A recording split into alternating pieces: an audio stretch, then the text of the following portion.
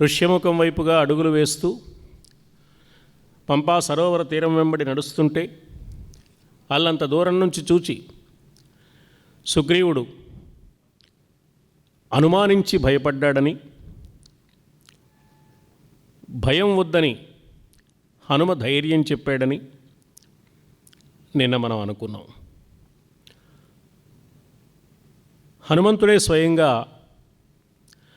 భిక్షుక రూపాన్ని ధరించి వాళ్ళెవరో ఏమిటో కనుక్కొని వస్తానని బయలుదేరాడు. రామలక్ష్మణుల్ని కలుసుకున్నాడు. రాముణ్ణి చూచిన వెంటనే హనుమకు ఈ స్వామి ఎదుట భిక్షు రూపాన్ని ధరించవలసిన అవసరం లేదు, యథారూపంలోనే ఉండొచ్చు అనిపించింది. తన స్వరూపాన్ని, సహజమైన స్వరూపాన్ని పొంది, ఎవరయ్యా మీరు? క్షత్రియ వీరుల్లో ఉన్నారు, మీ మూపున ధనుర్బాణాలు కనిపిస్తున్నాయి, కానీ ఆశ్చర్యకరంగా మునివేషధారులై ఉన్నారు. మీరు క్షత్రియులా, మహర్షులా? ఇమే చ ధనుషీ చిత్రే శ్లక్ష్ణే చిత్రానులేపనే ప్రకాశేతేంద్రస్య వజ్రే హేమ విభూషితే. చాలా ఆశ్చర్యంగా ఉంది మీ విధానం, అందుకని ఇలా అడుగుతున్నాను. నేనెవరో చెప్పాలి కదా. సుగ్రీవో నామ ధర్మాత్మా కశ్చిద్వానరయుధపః. సుగ్రీవుణ్ణి పరిచయం చేస్తూ చెప్పిన మొట్టమొదటి మాట ధర్మాత్మా. రాముడికి ఏం కావాలి? సుగ్రీవుడు మహావీరుడు, ఆయన వెంట పెద్ద వానరసేనా సమూహం ఉంది, చాలా గొప్ప నాయకుడు, మంచి పరాక్రమ సంపన్నుడు. ఇలాంటి మాటలు రాముడికి అక్కర్లేదు.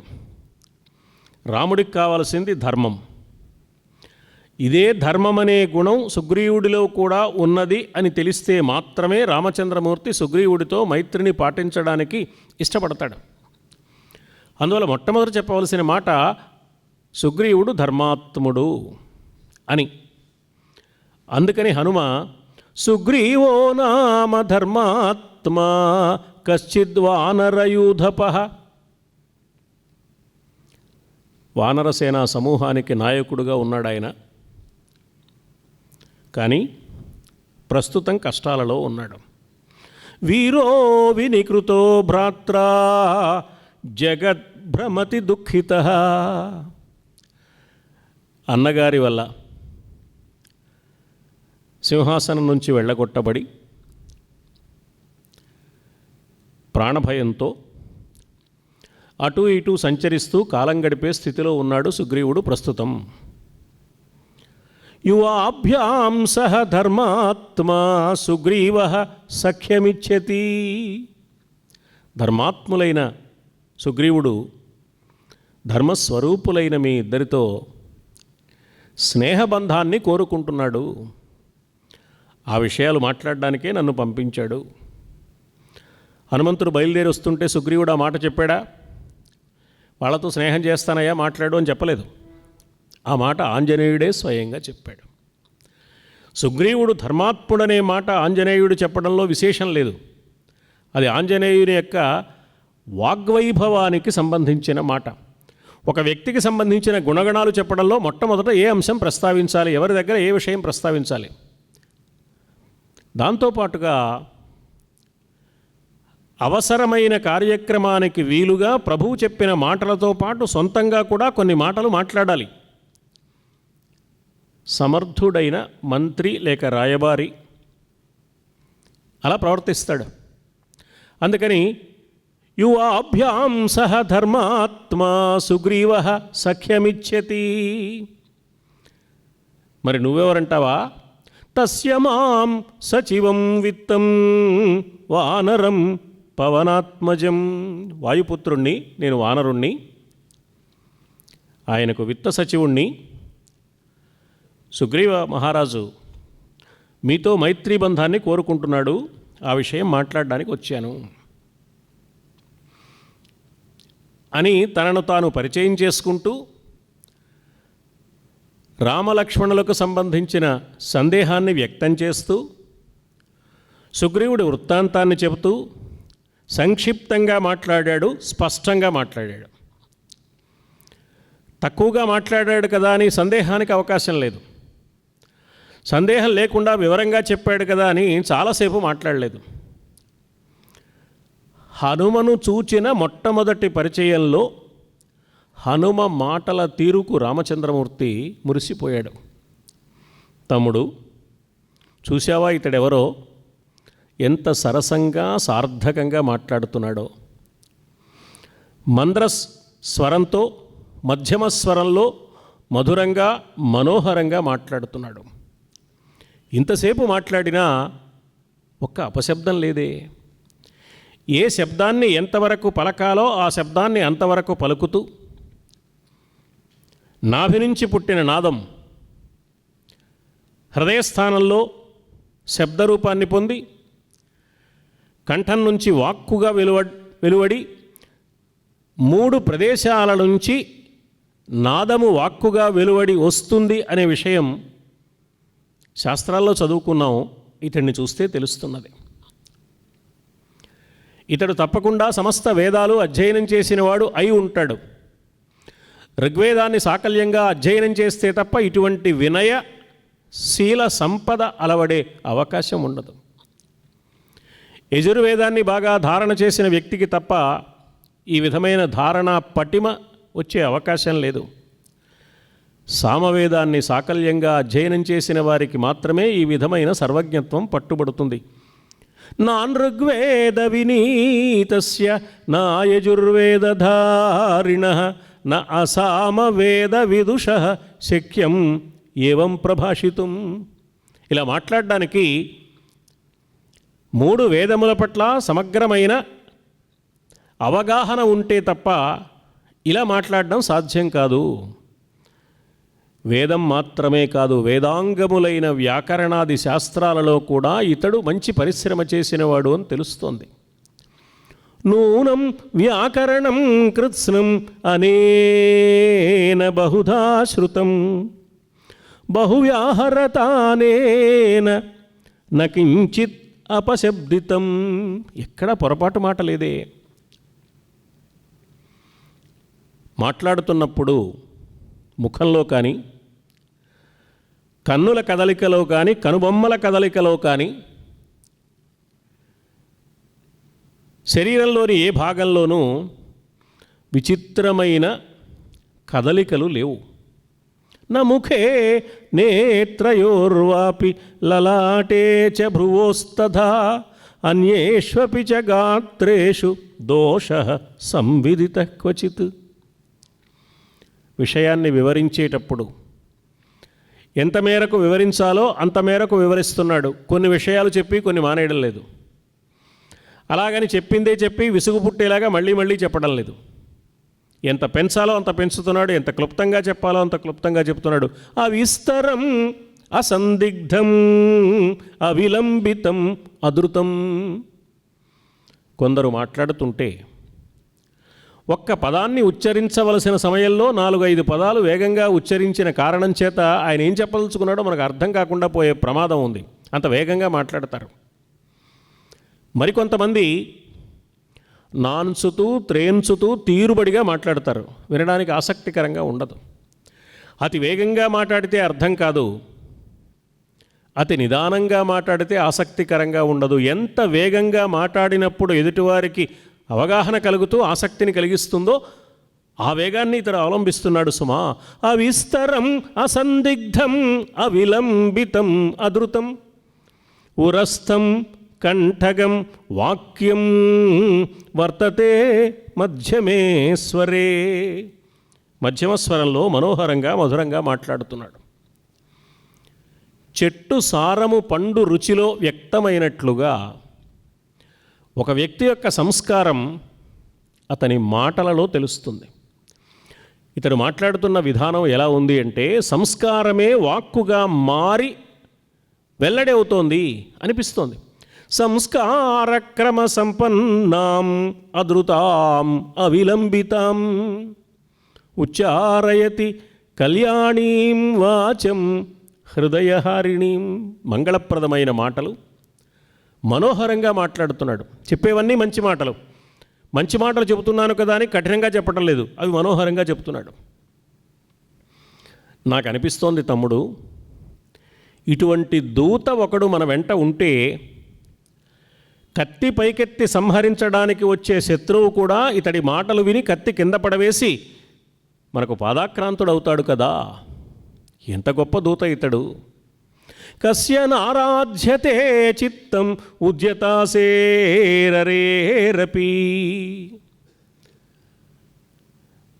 ప్రప్రథమ పరిచయంలోనే తన మాటల తీరుతో రామచంద్రమూర్తి మనస్సును చూరగొన్నవాడు హనుమ. ఈ మాటల తీరుతో రామచంద్రమూర్తి మనస్సుకు ఆనందాన్ని కలిగించిన ఆంజనేయుడు తన చేతల తీరుతో కలిగించిన ఆనందం సుందరకాండలో కనపడుతుంది. మాటలు ఎన్నైనా చెప్పచ్చు, అవి చేతలుగా కూడా మారాలి. చక్కని మాటలు మాట్లాడే లక్షణాన్ని చూపిస్తూ ఇతడు సంభాషణ ప్రారంభమైంది. ఆంజనేయుడు మనకు శ్రీమద్ రామాయణ మహాకావ్యంలో పరిచయమయ్యేది కిష్కింధా కాండలో. పెద్దలు ఒక మాట చెప్పారు, కిం కిం దధాతి ఇది కిష్కింధా.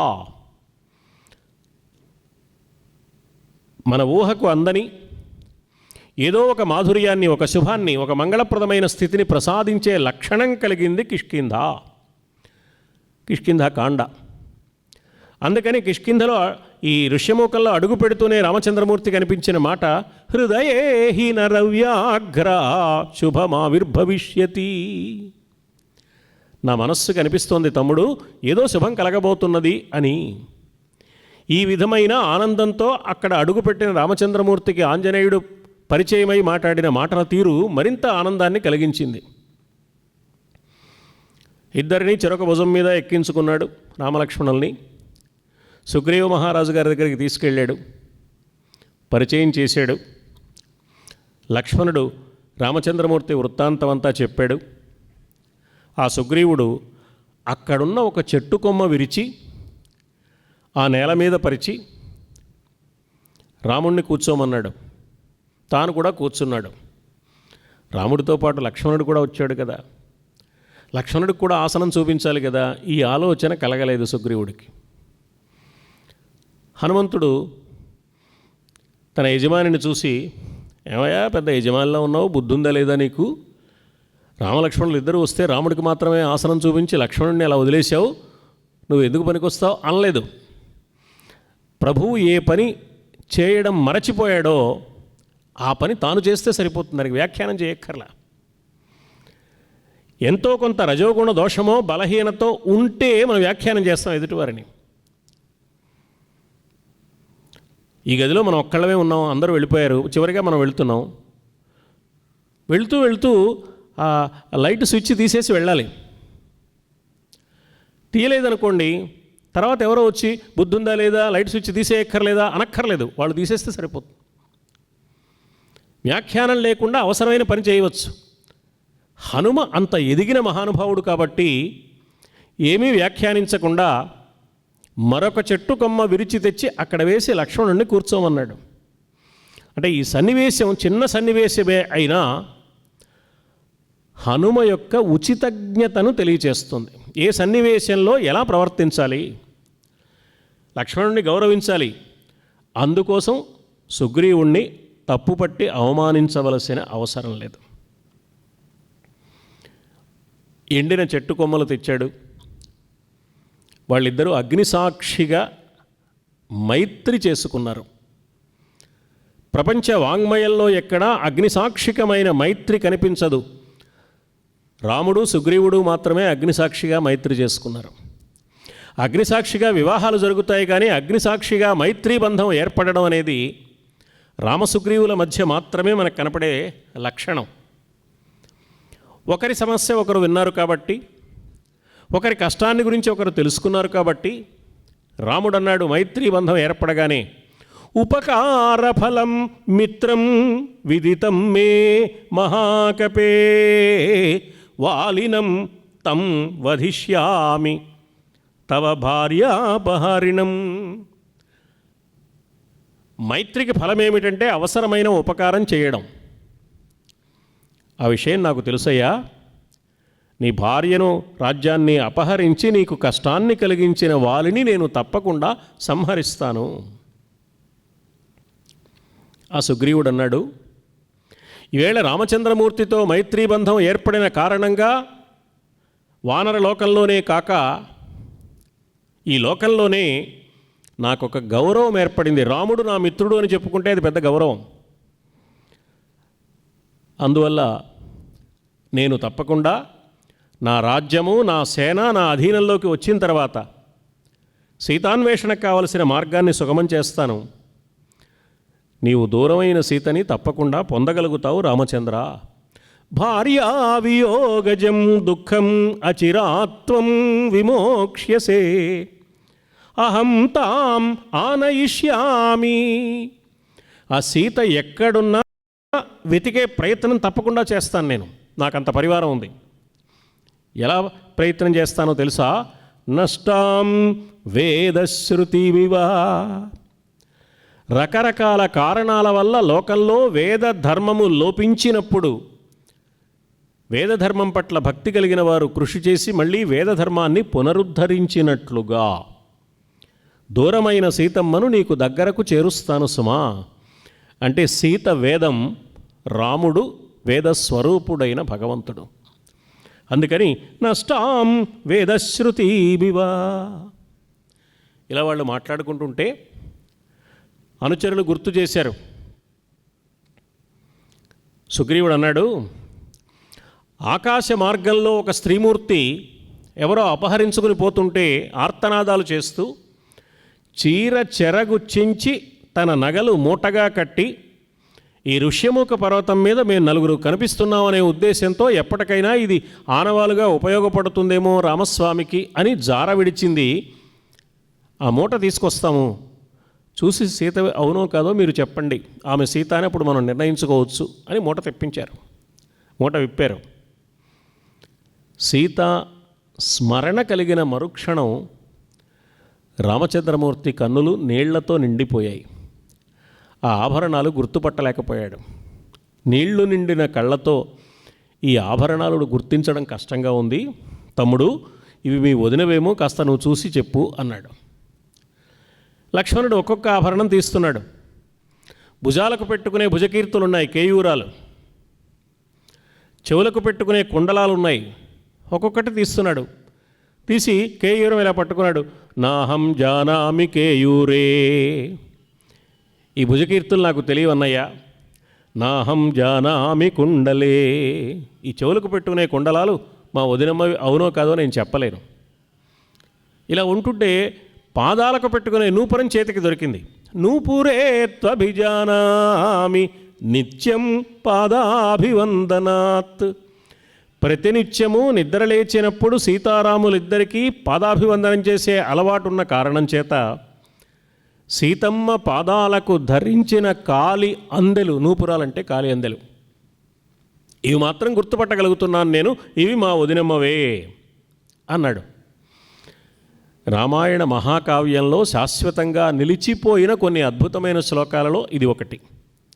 ప్రపంచ వాంగ్మయంలో ఈ శ్లోకంతో సమానమైన శ్లోకం మరొక్కటి లేదని, భారతీయ కుటుంబ వ్యవస్థలో ఉన్న ఔన్నత్యాన్ని, వదినమ్మను తల్లిగా చూడడం ఎలాగో సమాజానికి రామాయణం ఏ విధంగా నేర్పుతున్నదో, ఎప్పుడు సీతముఖమే చూడలేదా, ఆమె కుండలాలు పరిశీలించలేదా, ఆమె పెట్టుకున్న భుజకీర్తులు చూడలేదా అంటే చూచినా కూడా దృష్టి లేదు అక్కడ, ఆ ఉద్దేశం లేదు. సీత ఎలా ఉంది అనే ఆలోచన లేదు, ఆమె ఏ ఆభరణాలు ధరించింది ఆ ఉద్దేశం లేదు.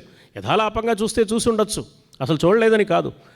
కానీ పాదాభివందనం చేస్తున్నప్పుడు అమ్మవారి పాదాల యందు అతడి మనస్సు లగ్నమైంది కాబట్టి అక్కడున్న ఆభరణాలు దీక్షగా పరిశీలించాడనమాట.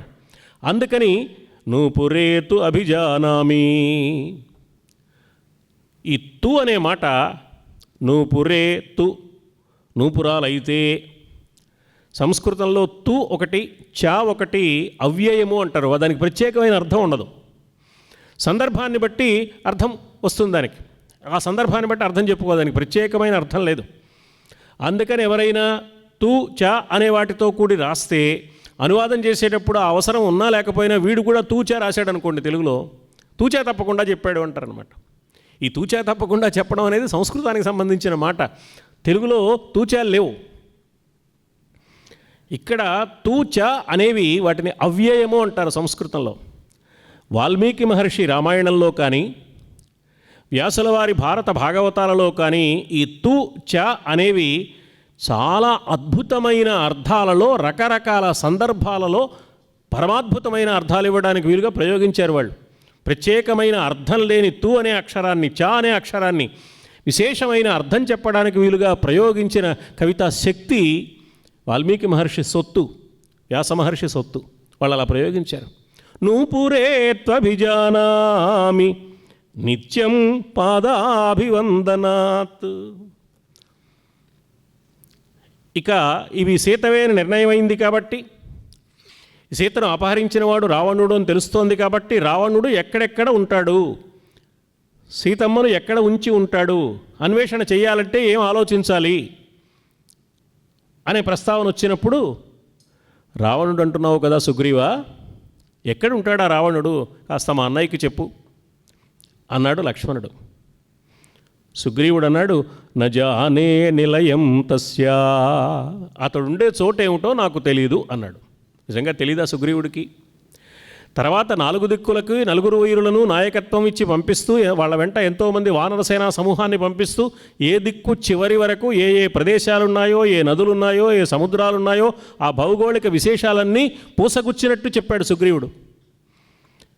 మరి రావణాసురుడు ఉన్న ప్రదేశం తెలీదా? తెలీదని ఎందుకు చెప్పాడు అంటే, తెలుసు అంటే ఇప్పుడు అన్వేషణ చేయడానికి అవకాశం లేదు. ఎందుకంటే సేనా సమూహం తన అధీనంలో లేదు. వాలిని సంహరిస్తే కానీ, తాను చక్రవర్తి అయితే కానీ వానరసేనంతా తన అధీనంలోకి రాదు. అప్పుడు కానీ అన్వేషణకు అవకాశం లేదు. అవకాశం లేనప్పుడు రాముడు ఉద్వేగంతో తొందరపడి ప్రయత్నం చేసే ప్రమాదం ఉంది. కాబట్టి ఇప్పుడు తెలియదని చెప్పడమే మంచిది. రెండో విషయం, రాముడిప్పుడు సీతా వియోగ దుఃఖ తీవ్రతలో ఉన్నాడు. ఈ మైత్రీ బంధం ఏర్పడిన తర్వాత సీతమ్మను అన్వేషించడానికి కావాల్సిన మార్గం సుగమమవుతోందనే ఆలోచన వచ్చినప్పుడు రాముని మనస్సు కొంత ఉద్వేగాన్ని అనుభవిస్తుంది. ఎప్పుడెప్పుడు ఈ పని చేద్దాం, ఎప్పుడెప్పుడు ఈ పని చేద్దామని. ఈ ఉద్వేగం చల్లారాలి. ఏ వ్యక్తి అయినా ఆవేదనతో కానీ ఆవేశంతో కానీ ఒక పనికి పూనుకోకూడదు. ఆవేశము శాంతించాలి, ఆవేదన శాంతించాలి, ప్రశాంత స్థితి రావాలి. అప్పుడు మాత్రమే కర్తవ్యం సక్రమంగా సాగుతుంది. ఆందోళనగా ఉన్న వ్యక్తి పని సరిగ్గా చేయలేడు. ఆందోళన కర్తవ్య సామర్థ్యాన్ని దెబ్బతీస్తుంది. ఈ ఔషధం చాలా ప్రత్యేకమైన ఔషధం అండి, ఎక్కడి నుంచో తెప్పించాం, తేలిగ్గా దొరికేది కాదు. ఇగో ఇప్పుడు ఫలానా వారికి వచ్చిన ఈ వ్యాధికి ఈ ఔషధాన్ని మించిన ఔషధం లేదు, ఇది జాగ్రత్తగా మీరు ఇచ్చారంటే ఆయనకి నయమైపోతుందని చెప్పారనుకోండి. ఆ ఔషధం తీసుకుని మనం ఆవేదనతోనో ఆందోళనతోనో కంగారుగానో వస్తే ఔషధాన్ని కింద ఒలకపోస్తాం కంగారులో. అవున్స్ గ్లాసులో పోయిపోయి నేల మీద పోస్తాం, ఆయన నోట్లో పోయిపోయి పక్క మీద పోస్తాం. ఆ పని ప్రశాంతమైన మానసిక స్థితితో చేయాలి. ఆ వ్యక్తి మీద ఎంత ప్రేమ ఉన్నా, అనుబంధం ఉన్నా, ఆ పని నిర్వహించేటప్పుడు పని మీద ఆ ప్రభావం పని చేయకూడదు. పని చేసేటప్పుడు పనే ఉండాలి. సీతాన్వేషణ కార్యక్రమం కానీ రావణుడితో యుద్ధం కానీ చేయవలసి వస్తే అందుకు కావలసిన ప్రశాంతత రాముడు ముందు పొందాలి. దానికి కొంత సమయం కావాలి. ఆ సమయం జరిగేలోగా తాను ఆ పని చేయడానికి వీలుగా తనకు వానరసేనా సమూహం అంతా తన అధీనంలోకి రావాలి.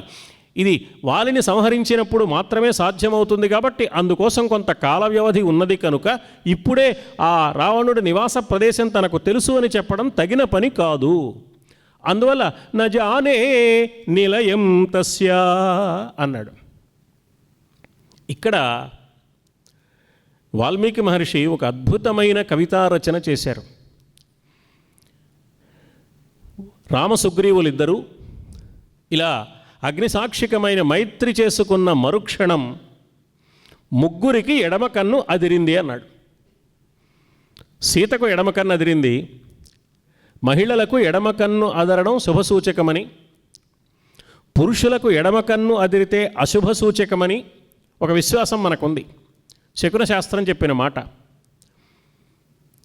అందుకని ముగ్గురికి ఎడమ కన్ను అదిరింది అన్నారు. సీతకు అదిరింది, వాలికి అదిరింది, రావణాసురుడికి అదిరింది.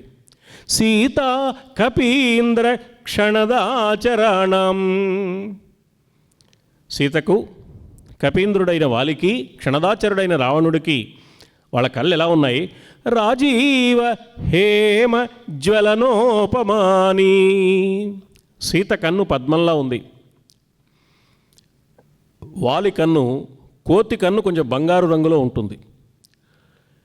రాక్షసుడైన రావణుడి కన్ను అగ్నిలాగా ఉంది, అగ్నివలే ఉంది. రాజీవ హేమ జ్వలనోపమాని సుగ్రీవ రామ ప్రణయ ప్రసంగే వామాని నేత్రాణి సమం స్ఫురంతి. ముగ్గురికి ఎడమ కన్ను ఒకేసారి సమానంగా అదిరింది. ఈ కన్ను అదరడం అనేది ఒక్క రెప్పపాటు కాలం, ఒక్క క్షణం అలా అదిరితే అది శకునం. పొద్దున్నుంచి సాయంత్రం వరకు అదిరిందనుకోండి, అబ్బో చాలా శుభం వచ్చేస్తుంది అనుకోకూడదు, కంటి డాక్టర్ గారి దగ్గరికి వెళ్ళాలి. క్షణకాలం పాటు అదురుతుంది అనమాట. అది ఎలా అదురుతుందో కూడా సుందరకాండలో వాల్మీకి మహర్షి చెప్పారు. అందుకే ఈ కన్ను అదరడం అనేది శుభసూచకం అశుభసూచకం అనే మాట యథార్థమే, కానీ ఆ అదరడం అనేది గంటల తరబడి జరగదు, రెప్పపాటు కాలం ఒకసారి అలా అది అదరనట్టు ఉంటుందన్నమాట, అంతే. వామాని నేత్రాణి సమం స్ఫురంతి. ఎందుకు అంటే ఈ రామసుగ్రీవుల మైత్రి కారణంగా సీతమ్మను అన్వేషించడానికి మార్గం సుగమమైంది కాబట్టి, ఇది సీతకు సౌఖ్యప్రదమైన విషయం కాబట్టి, ఆమెకు శుభాన్ని కలిగించే విషయం. అందుకని శుభసూచకంగా ఆమెకు ఎడమకన్ను అదిరింది. వాలికి రావణుడికి మృత్యు కారణం కాబట్టి వారికి అశుభాన్ని సూచించే విధంగా ఎడమకన్ను అదిరింది అని చెప్పారు. రాముడు అడిగాడు, అసలు ఎందుకయ్యా నీకు మీ అన్నయ్యకి తగాదా వచ్చింది అంటే, వాళ్ళ మధ్య ఉన్న వైరానికి కావలసిన సన్నివేశాన్ని వివరించాడు సుగ్రీవుడు. రామాయణాన్ని పాశ్చాత్యులు కూడా చాలా గౌరవించారు, ఆదరించారు, అర్థం చేసుకున్నారు. కేవలం భారతీయులే కాదు. వాళ్ళు ఏమన్నారంటే, Ramayanam is a tale of 3 cities. 3 నగరాలకు సంబంధించిన కథ రామాయణం. ఒకటి అయోధ్య, ఒకటి కిష్కింధ, మరొకటి లంక. ఈ 3 నగరాల్లోనూ అన్నదమ్ములు ఉన్నారు. అయోధ్యలో రామలక్ష్మణ భరత శత్రుఘ్నులు ఉన్నారు, కిష్కింధలో వాలి సుగ్రీవులు ఉన్నారు, లంకలో రావణుడు, కుంభకర్ణుడు, విభీషణుడు ఉన్నారు. అయోధ్యలో ఉన్న రామలక్ష్మణ భరత శత్రుఘ్నులు 4 సుఖంగా ఉన్నారు. కిష్కింధలో సుగ్రీవుడున్నాడు, వాలి మిగలలేదు. లంకలో విభీషణుడు మాత్రమే మిగిలాడు, రావణ కుంభకర్ణులు ఇద్దరూ లేరు. రామలక్ష్మణ భరత శత్రుఘ్నులు ఐకమత్యంతో ఉన్నారు, ఒకరికొకరు తోడు నీడగా ఉన్నారు. కానీ వాలి సుగ్రీవులు తోడు నీడగా లేరు, చీడపీడగా ఉన్నారు. ఒకడికంటే ఒకడు శత్రువుగా ఉండే భావంతో ఉన్నారు వాళ్ళు. ఇక రావణ కుంభకర్ణ విభీషణుల పద్ధతి వేరు. విభీషణుడు పూర్తిగా రాక్షస ధర్మంతో ఏమీ సంబంధం లేని ప్రవృత్తి కలిగినవాడు. రావణుడు అహంకారపూరితమైన స్వభావం కలిగినవాడు. కుంభకర్ణుడు నిద్ర తప్ప ఇంకోటి లేనివాడు. ముగ్గురు 3 రకాల మనస్తత్వం గలవాళ్ళు. అందుకని ఈ 3 నగరాల కథ 3 రకాల విభిన్న ప్రవృత్తులను తెలియచేస్తూ అన్నదమ్ములు ఎలా ఉండాలో ఎలా ఉండకూడదో చెబుతోంది రామాయణం అని ఎ టేల్ ఆఫ్ 3 సిటీస్ అని వ్యాఖ్యానించారు పాశ్చాత్యులు రామాయణాన్ని. ఈ వాలి సుగ్రీవుల మధ్య ఏర్పడిన వైరానికి కారణం ఏమిటి అని రామచంద్రమూర్తి అడిగితే సుగ్రీవుడు చెప్పాడు. దుందుభి అని ఒక రాక్షసుడు ఉన్నాడు, వాడికి కొంచెం యుద్ధం చేయాలనే సరదా ఎక్కువ. వాడు సముద్రుడి దగ్గరికి వెళ్ళాడు, సముద్రం కెరటాలతో విరుచుకుపడుతోంది కదా అని, ఓ సముద్రుడా నాతో యుద్ధానికి రా అన్నాడు. సముద్రుడు నవ్వి, నీతో యుద్ధం నేనెక్కడ చేయగలనయ్యా, నా వల్ల అయ్యే పని కాదు. హిమవత్ పర్వతాన్ని గనక నువ్వు ప్రశ్నిస్తే, హిమవత్ పర్వతంతో నువ్వు పోటీ పడితే నీకు సరిపోతుంది, నాకంత శక్తి లేదు అన్నాడు. అంటే హిమవత్ పర్వతం దగ్గరికి వెళ్ళాడు. ఆ హిమవంతుడు అన్నాడు, నేను కూడా అంత సామర్థ్యం కలిగిన వాడిని కాదు, నీకు ఎవరు చెప్పారో కానీ, ఎవరో తెలియక చెప్పుంటారు. నేను కాదు, నీకు సరిపోయేవాడు ఎవరంటే వాలి అని ఒక ఆయన ఉన్నాడు, ఆయన దగ్గరికి వెళ్ళు. వానర వీరుడు, నీతో సమానమైన బల సామర్థ్యాలు కలిగినవాడు. వాలికి దుందుభుకి ప్రత్యేకమైన వైరం లేదు. వీడికి కండకావరం, యుద్ధం చేయాలనే సరదా. వ్యావహారిక భాషలో చెప్పాలంటే చేతుల తీట అంటాం మనం. అది యుద్ధం చేయాలనే ఉత్సాహంతో వచ్చాడు. వారిని యుద్ధానికి పిలిచాడు. వాళ్ళు యుద్ధానికి వెళ్ళాడు. వాళ్ళు యుద్ధం చేస్తూ చేస్తూ చేస్తూ చేస్తూ అలా చాలా దూరం వెళ్ళిపోయారు. ఓ బిలంలో దూరారు. ఎన్నాళ్ళైనా బయటికి రారు, యుద్ధం పూర్తి కాదు. బిలం లోపల నుంచి రక్తం వస్తుంది. ఈ దుందుబి చాలా బలం కలిగిన వాడు కాబట్టి, ప్రమాదకరమైన వాడు కాబట్టి, బహుశా మా అన్నయ్యకు ప్రాణహాని కలిగిందేమో అనుకున్నాడు సుగ్రీవుడు. ఈ రక్తం మా అన్నయ్యదేనేమో అనుకున్నాడు. అనుకుని అన్నను చంపిన ఆ దుందుబి ఓళ్ల మీదకి వస్తాడు, మా అందరినీ కూడా చంపుతాడు, వానర సేనా సమూహం మొత్తానికి నష్టం వస్తుంది, కిష్కింద రాజ్యానికే ప్రమాదం కలుగుతుందని భయపడి ఆ దుందుబి రాకుండా ఉండడం కోసం పెద్ద బండరాయి ఆ బిలానికి అడ్డుగా పెట్టి వచ్చేసాడు. వాళ్ళు చనిపోయాడని అందరు అనుకున్నారు. సుగ్రీవుడికి పట్టం కట్టారు. సుగ్రీవుడు చక్రవర్తి అయ్యాడు. కొన్నాళ్ల తర్వాత దుందుబిని చంపిన వాలి ఆ బండరాతిని తొలగించుకుని వచ్చి తన తమ్ముడు దురుద్దేశంతో ఈ పని చేశాడని తమ్ముణ్ణి అనుమానించాడు. అనుమానించి సుగ్రీవుడి కంటే బలం ఎక్కువ కలిగిన వాడు కాబట్టి సుగ్రీవుడిని చంపబోయాడు. సుగ్రీవుడు ఎంతో వివరించాడు, వాలి వినిపించుకోలేదు. సుగ్రీవుడు ప్రాణభయంతో పారిపోయాడు. ఈ దుందుబి కళేబరాన్ని, అప్పుడే మరణించిన ఆ శరీరాన్ని, రక్తమాంసాలతో దృఢంగా ఉన్న శరీరాన్ని గిరగిర గిరగిర తిప్పి దూరంగా విసిరేశాడు. అది వెళ్ళి ఋష్యమూక పర్వతంలో, మలయ పర్వత ప్రాంతంలో పడింది. అక్కడున్న మహర్షి తమ ఆశ్రమ ప్రాంతం అంతా ఈ దుందుబి కళేబరం పడి, అక్కడ రక్తం చెల్లాచెదరుగా పడి, మాంసం ముక్కలు పడి అపవిత్రమైపోయిందనే కోపంతో ఈ పని చేసిన వాడు ఈ పరిసర ప్రాంతాలలోకి వస్తే మరణించుగాక అని శపించాడు. ఆ ప్రాంతానికి వాలి వచ్చే అవకాశం లేదు కాబట్టి మునిశాప భయంతో ఇక్కడుంటే మనకు ప్రాణాపాయం లేదని అన్ని చోట్లకి పరిగెత్తి పరిగెత్తి పరిగెత్తి అలసిపోయిన సుగ్రీవుడు అక్కడ కాలం గడుపుతూ ఉన్నాడు. ఆయన పట్ల అభిమానం కలిగిన 4 నమ్మకస్తులైన అనుచరులు ఆయన వెంట ఉన్నారు. వారిలో హనుమ ఒకడు. ఈ వృత్తాంతం అంతా చెప్పాడు.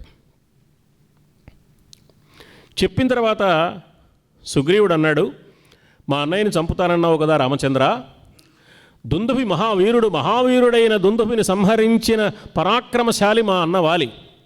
మా అన్నను చంపాలంటే నీవు కూడా అంతటి వాడివని నాకు నమ్మకం కలగాలి కదా అన్నాడు. సుగ్రీవుడు కొంచెం మనలాంటి వాడు. మనకి సందేహాలు వస్తూ ఉంటాయి అప్పుడప్పుడు. ఆయనకు కూడా సందేహం వచ్చింది. దైవం మీద కూడా మనకు ఉండాల్సినంత నమ్మకం ఉందే అంటే అనుమానమే. మనం ఎవరో నాస్తికులం కాదు. ఏమండి మీరు నాస్తికులు? అబ్బాయి లేదండి, మాకు దేవుడి మీద నమ్మకం ఉందండి అంటారు. ఏం నమ్మకం ఉంది మనకి? మనం అనుకున్న పనులు జరిగితే దేవుడికి మహత్వం ఉందని, మన మీద కరుణ ఉందని. జరగలేదనుకోండి, ప్రమోషన్ రాలేదు, రాకపోక పక్కవాడికి వచ్చింది. మనకు రాకపోవడం ఒక బాధ, పక్కవాడికి రావడం రెండో బాధ. అందుకని షిరిడీలో పవర్ తగ్గిపోయింది సార్, మంత్రాలయం ట్రై చేస్తా అంటాడు. అంటే మంత్రాలయంలో ఉన్న పవర్ వేరు, షిరిడీలో ఉన్న పవర్ వేరని వీడి ఉద్దేశం. ఉన్నది ఒకటే పవర్, డివైన్ పవర్ కాదు, పవరే డివైన్. ఎక్కడెక్కడ శక్తి ఉందో అదంతా పరమేశ్వర శక్తి తప్ప మరొక్కటి కానే కాదు కదా. ఆ భావం మనకుందా? యద్విభూతిమత్సత్వం శ్రీమదూర్జితమేవా తదేవ అవగచ్చత్వం మమ తేజోంశ సంభవం. భగవద్గీతలో పరమాత్మ ఎక్కడెక్కడ ఏ వైభవం కనపడుతోందో అదంతా నా అంశస్వరూపం అని గుర్తించు అర్జున. కానీ మనమేమనుకుంటామంటే ఇక్కడున్న దేవుడు వేరు, అక్కడున్న దేవుడు వేరు, ఈ దేవుడి పవర్ వేరు, ఆ దేవుడి పవర్ వేరు. మన ఇంట్లో ఉన్న పూజా మందిరం కంటే ఊళ్ళో ఉన్న గుళ్ళో ఎక్కువ శక్తి, ఊళ్ళో ఉన్న గుడి కంటే పుణ్యక్షేత్రంలో అయితే ఇంకా ఎక్కువ పవరు. ఆయన మహిమగల దేవుడు అండి అంటూ ఉంటారు. నాకు నవ్వు వస్తుంది. మహిమ లేని దేవుళ్ళు కూడా ఉంటారా కొంతమందిని? అబ్బో ఆ ఊరు వెళ్ళండి తప్పకుండా, ఆ దేవుడిని చూడండి, ఆయన మహిమగల దేవుడు మాస్టారు అంటారు. నేను నవ్వుకుంటూ ఉంటాను. దేవుళ్ళలో మహిమగల వాళ్ళు కొందరు, లేని వాళ్ళు మామూలు వాళ్ళు కొందరు, ఇన్ని రకాలు ఉన్నాయా అని. మన మానవ నైజం అలా ఆలోచిస్తుంది అనమాట. అది తప్పు కాదు, కానీ సరి అయింది కూడా కాదు ఆ విధానం. దాన్ని మార్చుకోవాలి.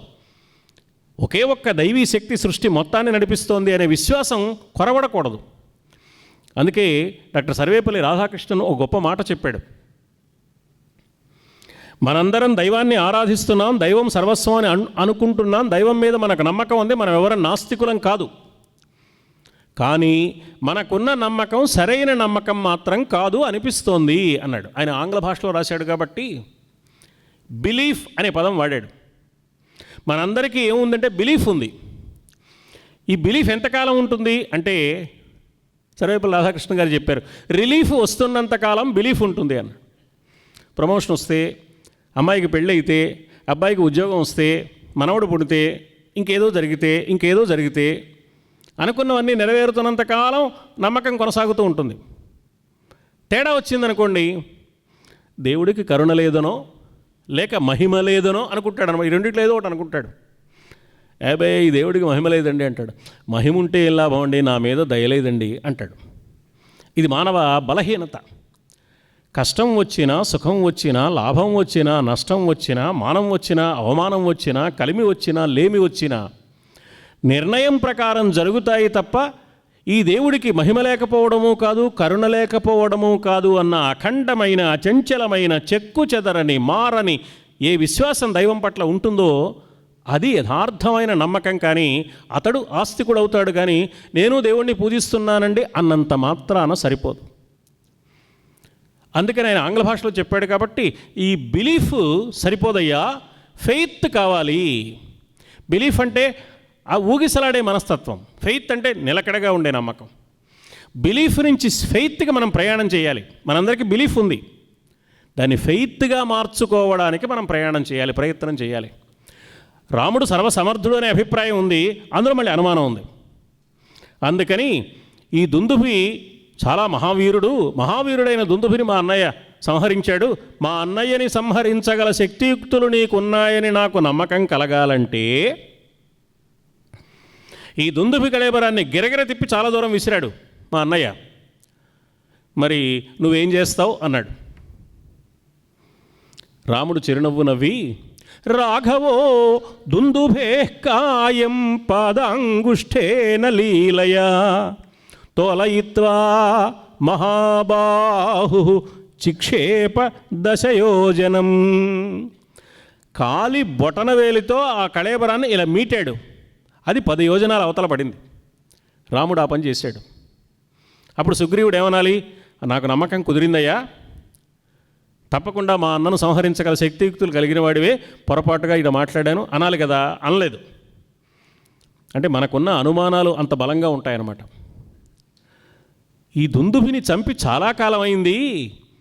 దుందుభి కళేబరాన్ని మా అన్నయ్య విసిరినప్పుడు అది రక్తమాంసాలుండి బలంగా ఉన్న శరీరం, అది అప్పుడే చనిపోయిన శరీరాన్ని విసిరాడు కాబట్టి ఇప్పుడు చాలా కాలం అయింది కదా, ఎండిపోయింది, ఎముకలు బయటపడ్డాయి, రక్తం లేదు, మాంసం లేదు, బరువు తగ్గిపోయి తేలిగ్గా ఉన్నది. తేలిగ్గా ఉన్న కళేబరాన్ని కాబట్టి నువ్వు విసరగలిగావేమో అని నాకు అనుమానంగా ఉంది అన్నాడు. అప్పుడు భిత్వాసాలాన్ గిరిప్రస్థే సప్తభూమిం వివేశః. 7 మద్ది చెట్లు వరుసగా ఉంటే రాముడు అమ్ముల పొదిలో నుంచి ఒక బాణం తీసి ప్రయోగించాడు. 7 మద్ది చెట్లను ఒకదాని తర్వాత ఒకటి వరుసగా సంహరించి ఆ 7 చెట్లు నరికివేసి 7 చెట్లు అయిపోయిన తర్వాత భూమిలో పాతాళం వరకు దూరి ఆ బాణం మళ్ళీ పైకొచ్చి సరాసరి రామచంద్రమూర్తి అమ్ముల పొదిలోకి చేరింది. ఈ సన్నివేశాన్ని చూశాడు సుగ్రీవుడు. అప్పుడు రాముడు కాళ్ళ మీద పడ్డాడు. అంటే ఇన్ని పరీక్షలు పెట్టి కానీ రాముడి మీద నమ్మకం కుదుర్చుకోలేకపోయాడు సుగ్రీవుడు. సరే అయితే అక్కడి నుంచి ప్రయత్నం చేద్దాం అన్నారు. మొదట జరగవలసింది వాలి సంహారం, తర్వాత చేయవలసింది సీతాన్వేషణం. అంటే రాముడు సుగ్రీవుడు ఒకరికొకరు సహకరించుకోవడంలో మొదట సహకారం అందించవలసిన వాడు రాముడే. పిలు మీ అన్నయ్యని యుద్ధానికి, నేను మీ అన్నయ్యని సంహరిస్తా అన్నాడు. సుగ్రీవుడు వెళ్ళి పిలిచాడు. నేనంటే నా పేరు చెబితే హడిలిపోయే మా తమ్ముడు సుగ్రీవుడు నన్ను పిలుస్తున్నాడు, వీడికి ఏదో బాగా అహంకారం పెరిగింది, వీడి సంగతి చూద్దాం, వీడినో పట్టుబడదామని వచ్చాడు. వాలి సుగ్రీవుల మధ్య యుద్ధం చాలా తీవ్రంగా జరిగింది. క్రమంగా వాలి బలం పెరిగింది. సుగ్రీవుడు బలహీన పడిపోయాడు. రాముడు బాణప్రయోగం చెయ్యలేదు. బాగా చావు దెబ్బలు తిన్నాడు సుగ్రీవుడు. ప్రాణభయంతో పారిపోయి తిరిగి వచ్చాడు. పిరికివాడు అనవసరంగా ఆవేశపడి నన్ను పిలిచాడు, ప్రాణాలతో వదిలేశానులే అనుకుని వాలి వికటాట్టహాసం చేస్తూ విజయగర్వంతో వెనక్కి వెళ్ళిపోయాడు. సుగ్రీవుడు సరాసరి రాముడి దగ్గరకు వచ్చి, వాలిని చంపడం నాకు చేత కాదని ముందే చెబితే బాగుండేది కదటయ్యా, అనవసరంగా మా అన్నయ్యని ఆహ్వానించి నేను యుద్ధానికి పిలిచి చావు దెబ్బలు తిన్నాను, ఇంత బాధపడ్డానే, ముందు చెప్పొచ్చు కదా అన్నాడు. రాముడు అన్నాడు, ఎక్కడ మొదటికే మోసం వస్తుందేమోనని నేను ఆగాను, కానీ మీ అన్నయ్యని చంపలేక కాదయ్యా, నిన్ను బాధ పెట్టాలని కాదు. అలంకారేణ వేషేణ ప్రమాణేన గతేన చ త్వం చ సుగ్రీవ వాలీ చ సదృశౌస్థః పరస్పరం. మీ ఇద్దరు ఒకేలా ఉన్నారయ్యా, ఒకేలాంటి అలంకారాలు కలిగి ఉన్నారు, ఒకేలాంటి వేషంలో ఉన్నారు, ఒకేలా అడుగులు వేస్తున్నారు, మీ కదలికలన్నీ ఒకేలా ఉన్నాయి, ఒకేలాంటి పోలిక ఉంది మీ ఇద్దరికి. ఎవరు సుగ్రీవుడు ఎవరు వాలి నిర్ణయించడం కష్టంగా ఉంది. పొరపాటున వాలి మీద వెయ్యబోయిన బాణం నీ మీద నువ్వే వాలి అనుకుని వేస్తే నేను ఉపకారం చేయబోయి అపకారం చేసిన వాడిని అవుతాను, అందుకని తటపటాయించాను కానీ మరో కారణం కాదు. ఈసారి మళ్ళీ పిలు, నీకు గుర్తు చెబుతానని లక్ష్మణుడికి చెప్తే అక్కడ గజపుష్పాలతో ఉన్న మాల తీసుకొచ్చి సుగ్రీవుడి మెడలో వేశాడు, గజపుష్పమాల. ఇప్పుడు మళ్ళీ పిలవమన్నాడు. ఇది నిజమా అనిపిస్తుంది మనకి, ఇద్దరి మధ్య పోలికుంటే ఉండొచ్చు, కానీ సకల సౌఖ్యాలు అనుభవిస్తూ బాగా పుష్టిగా ఉండే శరీరంతో ఉన్నవాడు వాలి, ప్రాణభయంతో బిక్కుబిక్కుమంటూ బక్కచిక్కిపోయి ఉన్నవాడు సుగ్రీవుడు. ఇద్దరు ఒకేలా ఉంటారండి? వాలి తన బలాన్ని తాను నమ్ముకుని ధైర్యంగా ఉత్సాహంగా యుద్ధం చేస్తున్నాడు. సుగ్రీవుడు యుద్ధం చేస్తూ చేస్తూ మధ్యలో ఎప్పుడు రాముడు మా అన్నయ్య మీద బాణం వేస్తాడని చూస్తూ యుద్ధం చేస్తున్నాడు. ఇద్దరి కదలికల్లో తేడా ఉంది, ఇద్దరి ఆకృతుల్లో తేడా ఉంది, కానీ మీ ఇద్దరు ఒకేలా ఉన్నారు అన్నాడు. ఎందుకు ఇలా చేయవలసి వచ్చింది, ఎందుకు ఇలా జరిగింది అని ఆలోచిస్తే రాముణ్ణి పరిపూర్ణంగా విశ్వసించకుండా 2 సార్లు సందేహించాడు కదా, అందుకని 4 తగలనిచ్చాడు రాముడు అని వ్యాఖ్యాతలు చమత్కారంగా అన్నారు. మనకి భగవద్గీతలో ఒక మాట ఉంది, సంశయాత్మ వినశ్యతి. దైవం పట్ల పరిపూర్ణమైన విశ్వాసం ఉండాలి, కానీ ఆ విశ్వాసంలో తేడా ఉంటే ఏ మేరకు తేడా ఉందో ఆ మేరకు శిక్ష అనుభవించవలసిందే. పరిపూర్ణమైన విశ్వాసం ఉన్నప్పుడు మాత్రమే పరిపూర్ణమైన రక్షణ. 50% విశ్వాసం ఉంటే 50% రక్షణ, 10% ఉంటే 10%. ఏ యథా మాం ప్రపద్యంతే తాం తథైవ భజామ్యహం. మీరు నన్ను ఏ విధంగా చూస్తారో నేను మీ పట్ల ఆ విధంగానే ఉంటాను. ఒప్పందం అన్నమాట భగవంతుడికి భక్తుడికి. అందుకని సుగ్రీవుడు ఆ శిక్ష అనుభవించక తప్పలేదు అన్నారు కొంతమంది. రెండోసారి పిలవమన్నాడు, పిలిచాడు. ఇప్పుడే తన్నులు తిని వెళ్ళాడు, వీడికి బుద్ధి వచ్చినట్టు లేదు, మళ్ళీ తయారయ్యాడు, ఈసారి వీడిని చంపకుండా వదలను అని వాలి బయలుదేరాడు. పక్కనున్న భార్య తార అన్నది, ఇప్పుడే నీ చేతిలో చావు దెబ్బలు తిని వెళ్ళి మళ్ళీ వెంటనే వచ్చాడు అంటే ఏదో ఒక భరోసా చూసుకునే వచ్చి ఉంటాడు సుగ్రీవుడు, కాబట్టి నువ్వు తొందరపడి యుద్ధానికి వెళ్ళొద్దు, ఆలోచించు.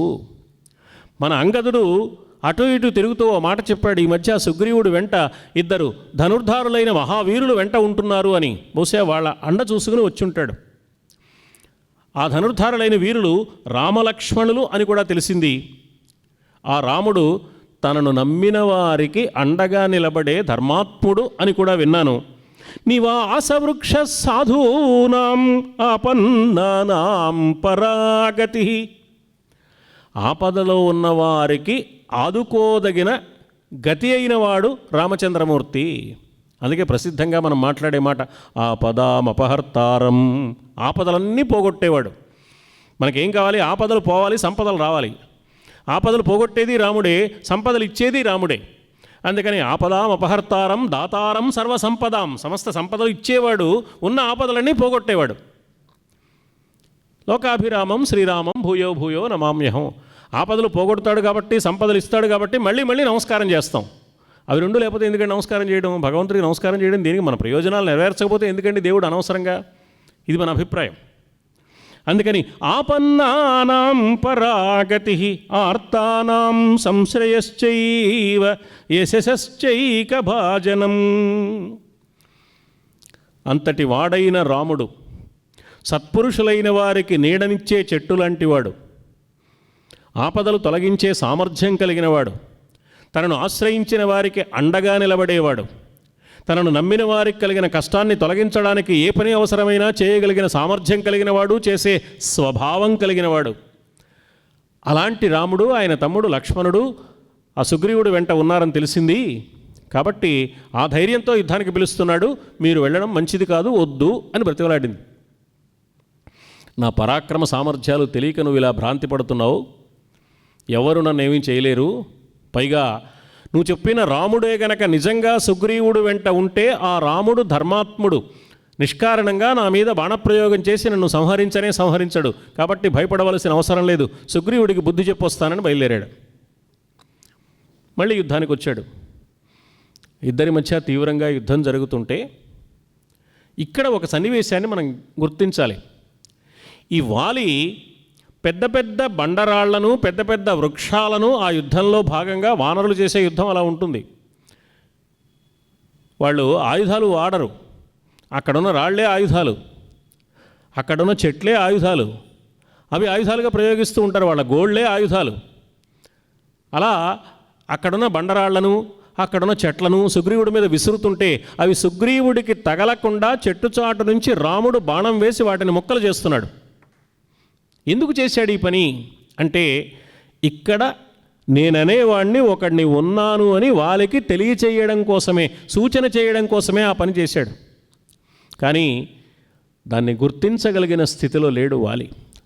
ఒకటి అహంకారం కారణం, రెండవది బాగా లోపలికి మత్తు పానీయం పీకల దాకా నిండిపోయి ఉన్న కారణం చేత ఈ ప్రపంచంలో లేడు, మరో ప్రపంచంలో ఉన్నాడు. ఈ రెండు కారణాల వల్ల అతడు గుర్తించలేకపోయాడు. కానీ రామచంద్రమూర్తి తాను అక్కడ ఉన్నాననే స్ఫురణ వాలికి కలగడానికి వీలైన రక్షణ కార్యక్రమాన్ని నిర్వహించాడు. యుద్ధం కొనసాగింది. రాముడు ఒక బాణప్రయోగం చేశాడు. వాలి ఎదురు రొమ్ములో తగిలింది.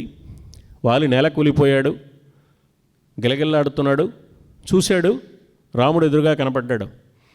కొన ఊపిరితో ఉన్న వాలి రాముణ్ణి దగ్గరకు పిలిచి, ఏమయ్యా, నువ్వు ధర్మాత్ముడు అంటారే, ఇలాంటి పాడు పని చేశావు, చాటు నుంచి బాణప్రయోగం చేశావే.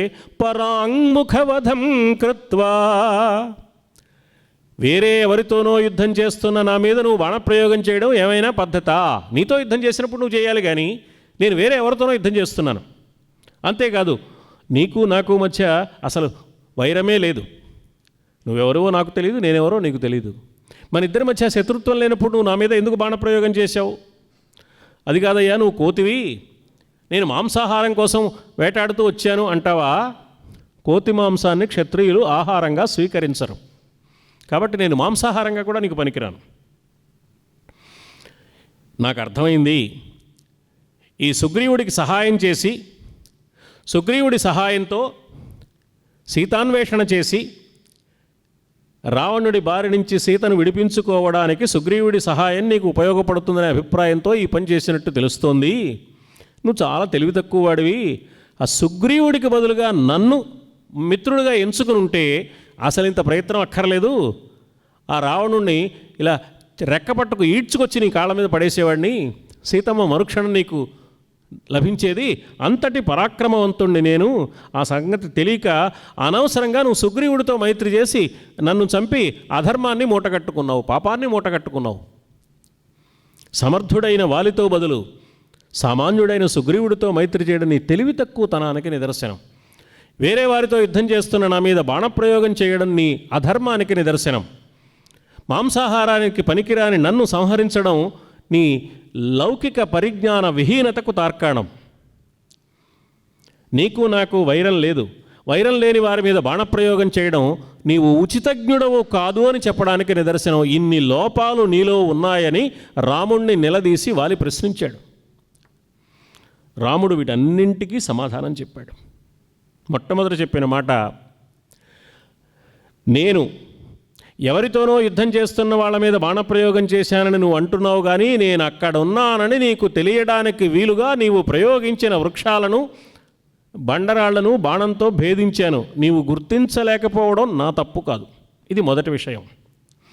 రెండో విషయం, నీకు నాకు వైరం లేదన్నావు, కానీ సుగ్రీవుడికి నాకు మైత్రి ఉంది. నా మిత్రుడికి శత్రువైన వాడు నాకు కూడా శత్రువే. ఎవరు ధర్మాన్ని అనుసరిస్తారో వారు నాకు మిత్రులు, ఎవరు ధర్మానికి తిలోదకాలిస్తారో వారు నాకు శత్రువులు. మిత్రత్వానికి శత్రుత్వానికి నాకు ధర్మమే ప్రమాణము సుమా. ధర్మానికి భిన్నంగా ప్రవర్తించిన నువ్వు నాకు శత్రువే అవుతావు సుమా. ఏమిటయ్యా ధర్మానికి భిన్నంగా నువ్వు ప్రవర్తించింది అంటే, ఔరసీం భగినీం వాపి భార్యావాప్యనుజస్య ప్రచరేత్ నరః కామాత్ తస్య దండో వధః స్మృతః. ధర్మశాస్త్రం ఏం చెప్తోందో తెలుసా? ఔరసీం అంటే కుమార్తె, భగినీ అంటే సోదరి, భార్యాం వా అనుజస్య చ తమ్ముడి భార్య కానీ అన్న భార్య కానీ, కూతురు కానీ చెల్లెలు కానీ అన్నగారి భార్య లేక తమ్ముడి భార్య కానీ వారి విషయంలో మానవుడు సక్రమమైన ప్రవర్తన ఆలోచన విధానము కలిగి ఉండాలి, కానీ వారిని కాముక దృష్టితో చూడరాదు సుమా. నువ్వు సుగ్రీవుణ్ణి ఓడించి రాజ్యం నుంచి దూరం చేసి రాజ్యానికి దూరమై బాధపడుతున్న సమయంలో కష్టం సుఖం చెప్పుకోవడానికి భార్య కూడా పక్కన లేకుండా ఆయన భార్యను అపహరించి బలాత్కారంగా నీ దగ్గర పెట్టుకున్నావు. ఇది ధర్మశాస్త్రానికి విరుద్ధమైన విషయం. నీవు ధర్మాన్ని తప్పి ప్రవర్తించిన వాడివి. అందుకని ధర్మాన్ని తప్పి ప్రవర్తించిన వాడిని శిక్షించవలసిన బాధ్యత మాకున్నది. ఎందుకని ఇక్ష్వాకూణాం ఇయం భూమి, ఈ సమస్త భూమండలమంతా ఇక్ష్వాకు రాజుల యొక్క ఏలుబడిలో ఉన్నది. ప్రస్తుతం మా తమ్ముడు భరతుడు చక్రవర్తిగా ఉన్నాడు. ఆయన చక్రవర్తిగా ఉండి రాజ్య పరిపాలన సాగిస్తూ ఆ ఇక్ష్వాకు వంశం తరఫున, మా రఘువంశం తరఫున, మా అయోధ్య రాజ్యం తరఫున ఎక్కడ అధర్మం ఉన్నా సరిచేయవలసిన బాధ్యతతో నేను అరణ్యాల్లోకి వచ్చాను. ఇక్కడ నీవు చేసిన అధర్మాన్ని శిక్షించవలసిన అవసరం వచ్చింది. అందుకని నీ మీద బాణప్రయోగం చేశాను తప్ప మరొక కారణం కాదు నాయనా అని రామచంద్రమూర్తి చెప్పాడు. వాలి రెండు చేతులు జోడించి నమస్కరించి, నేను తొందరపడి నీ బాణపు దెబ్బ తగిలిన బాధతో నీ మీద నిందలు వేశాను, కానీ నీవు చెప్పిన మాట యథార్థం రామచంద్ర. నేను తప్పు చేసిన మాట నిజం. నీవు దండించడం ధర్మమే అని ఒప్పుకుని వాలి రెండు చేతులు జోడించి నమస్కారం చేశాడు. ఉషశ్రీ గారు ఆల్ ఇండియా రేడియోలో రామాయణం అవి చెప్తూ ఉండేవారు. ఉషశ్రీ గారు చమత్కారంగా ఓ మాట అనేవారు, వాళ్ళైనా ఒప్పుకున్నాడు కానీ మనం ఒప్పుకోనరా అనేవాడు ఆయన. వాళ్ళని చంపడం న్యాయమని వాళ్ళే ఒప్పుకున్నాడు, మనం మాత్రం ఒప్పుకో. ఇప్పటికీ వాదిస్తారు రాముడు అధర్మం చేశాడు, రాముడు అధర్మం చేశాడు. అది చనిపోతే వాళ్ళే ఒప్పుకున్నాడు, నేను చేసిన తప్పే, నువ్వు నా మీద బాణప్రయోగం చేయడం న్యాయమని వాళ్ళే ఒప్పుకున్నాడని వాల్మీకి రామాయణంలో ఉంది. ఆయన చమత్కారంగా అనేవారు, వాళ్ళైనా ఒప్పుకుంటాడు కానీ వీళ్ళు ఒప్పుకోరు, వాళ్ళకంటే మూర్ఖులు వీళ్ళు, వాళ్ళే కొంత నయం. ఒప్పుకున్నాడు, మొదట ఆవేశంతో ఆరోపణ చేసిన తర్వాత ఒప్పుకున్నాడు, వాళ్ళైనా ఒప్పుకుంటాడు కానీ వీళ్ళు ఒప్పుకోరు అనేవారు ఆయన ఉషశ్రీ గారు చమత్కారంగా. తార వచ్చింది బాధపడుతూ. ఆ బాధపడుతున్న తారని హనుమ ఊరడించాడు. ఆమెకు ఓదార్పు మాటలు చెప్పాడు, జరిగిన సన్నివేశాన్ని వివరించాడు. ఆమె చాలా బాధపడుతూ రాముడి దగ్గరకు వచ్చి, రామచంద్ర, నా భర్త తప్పే చేశాడో ఒప్పే చేశాడో, నువ్వు బాణప్రయోగం చేసి సంహరించావు, ఇంకొక బాణం వేసి నన్ను కూడా చంపేసి నా భర్త దగ్గరికి చేర్చవయ్యా, నేను ప్రాధేయపడుతున్నాను అంది పాపం. రాముడు హనుమంతుడు ఆమెకు చెప్పవలసిన ధర్మాలన్నీ చెప్పి ఓదార్పు మాటలు చెప్పారు. ఆ రాముడు తారను ఓదారుస్తూ, త్రయోహి లోకా విహితం విధానం నాతిక్రమంతే వశగాహి తస్య ప్రీతిం పరాం ప్రాప్యసి తాం తథైవ పుత్రస్తుతే ప్రాప్స్యతి యౌవరాజ్యం. ఈ జరిగిన సన్నివేశమంతా విధి నిర్ణయం ప్రకారం జరిగింది తప్ప మరొక్కటి కానే కాదని నీవు గమనించవలసిన అవసరం ఉన్నది తారా. ఇది విధి నిర్ణయంలో భాగం. అందువల్ల విధి ప్రేరణ మేరకే వాలి అలాంటి తప్పు చేశాడు, విధి ప్రేరణ మేరకే నేను ఈ పని చేయవలసి వచ్చింది. ఇప్పుడు నువ్వు ఆలోచించవలసింది, మరణించిన భర్తని గురించి దుఃఖిస్తూ నీవు ప్రాణాలు వదలాలి అని కాదు. తండ్రిని కోల్పోయిన బిడ్డ అయిన అంగదుడికి తల్లి కూడా లేకుండా చేయడం న్యాయం కాదు. కాబట్టి ఆ బిడ్డను జాగ్రత్తగా చూసుకో. అతడు యువరాజు అవుతాడు. సుగ్రీవుడు రాజ్యాన్ని పరిపాలించిన యువరాజ్య పట్టాభిషేకం అంగదుడికే చేస్తారు. కాబట్టి యువరాజుగా ఉండే అంగదుడిని జాగ్రత్తగా చూసుకుంటూ నువ్వు సంతోషంగా ఉండమ్మా. శ్రీరాముడి ఆదేశం ప్రకారం లక్ష్మణుడి సూచనలను అనుసరించి సుగ్రీవుడు కర్తవ్యం ఆలోచించాడు. అంగదుడు చేయవలసిన అంత్యక్రియలన్నీ వాలికి చేశాడు. రాముడు అన్నాడు, వాలి కొన్ని తప్పులు చేశాడు నిజమే, కానీ ఎప్పుడైతే నా దండనకు గురయ్యాడో, నా బాణప్రయోగంతో వాలి ప్రాణాలు వదిలాడో, ఈ బాణపు దెబ్బతిన్న కారణం చేత అతడు చేసిన పాపాలన్నీ తొలగిపోయినట్లే. మామూలుగా మానవులు చేసే పాపాలంటూ మానవులు చేస్తారు అని మనం విశ్వసిస్తే, పాపాలు 3 రకాలుగా చేస్తాడు మానవుడు. ఒకటి మాటతో చేస్తాడు, అంటే అసత్యాన్ని పలకడం ద్వారా. మనస్సులో ఒక అభిప్రాయం ఉంటుంది, పైకి ఇంకో అభిప్రాయం చెప్తాడు. మనస్సులో ఉన్న ఉద్దేశం వేరు, పైకి మాట్లాడే మాట వేరు. అసత్యం అందులో ఉంటుంది, మోసం చేసే ఉద్దేశం ఉంటుంది, స్వలాభం ఉంటుంది, నిజాయితీ ఉండదు. ఇది ఒక రకమైన పాపం, వాచికమైన పాపం, అది వాక్కునకు సంబంధించిన పాపం. రెండవది మనస్సుకు సంబంధించిన పాపం. మనస్సులో కూడని ఆలోచనలు వస్తే అది కూడా పాపమే, ఆ పని చేసినా చేయకపోయినా సరే. కూడని ఆలోచన మనస్సులోకి వచ్చింది అంటే అది పాపం కింద లెక్కే. అందుకని మనస్సుతో చేసే పాపం, వాక్కుతో చేసే పాపం, మనస్సుతో చేసే పాపం. మూడవది శరీరంతో చేసే పాపం. ఈ మనస్సులో వచ్చిన ఆలోచన అమలు జరిగిందనుకోండి, శరీరంతో తప్పు చేస్తాడు. కాబట్టి వాక్కుతో, మనస్సుతో, శరీరంతో మానవుడు 3 రకాలుగా తప్పు చేసే అవకాశం ఉంది. కాయేన కురుతే పాపం మనసా సంప్రధార్యచ.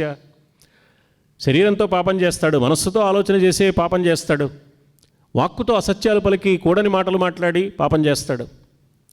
ఈ త్రికరణాలు శుద్ధి పొందాలి అంటే తన జీవితంలో అపారమైన సాధన కావాలి. అంత తేలిగ్గా ఈ 3 పనులు చేయకుండా మానవుడు ఉండలేడు. ఎంతో సాధన చేస్తే కానీ ఇవి దారిలోకి రావు. అందువల్ల శరీరాన్ని అంటిపెట్టుకున్న పాపాలు, శరీరానికి కష్టం కలిగితే, శిక్ష అనుభవిస్తే ఆ అనుభవం కారణంగా ఆ పాప ఫలం పోతుంది ఇంకా. అందుకే మన సంప్రదాయంలో ప్రతి ప్రాణికి కూడా శరీరాన్ని అంటిపెట్టుకుని కొన్ని పాపాలు ఉంటాయట. తెలుసో తెలియకో చేస్తాం మనం కొన్ని. ఈ జన్మలో చేసి ఉండొచ్చు, గత జన్మల్లో చేసి ఉండొచ్చు. అందుకే నోములు, వ్రతాలు, ఉపవాసాదులు, తీర్థయాత్రలు మొదలైనవి చేయడంలో ఉన్న ఆంతర్యం ఏమిటంటే, పాప ఫలాన్ని అనుభవించాలంటే శరీరం కష్టపడాలి. శరీరానికి ఏదో భయంకరమైన వ్యాధి రావడమో, దెబ్బ తగలడమో ఏదో జరగబోతోందన్నమాట.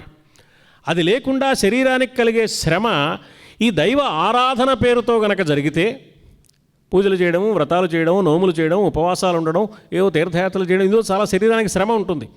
ఈ శరీరం ఎలాగో శ్రమ పడింది కాబట్టి ఆ పాప ఫలాన్ని ఈ శరీరం పడిన శ్రమతో అనుభవించినట్టే. అందువల్ల చాలా మేరకు, పూర్తిగా పోదు కానీ చాలా వరకు ఆ పాప ఫలం ఖర్చయిపోతుంది అని శాస్త్రం చెప్పిన మాట.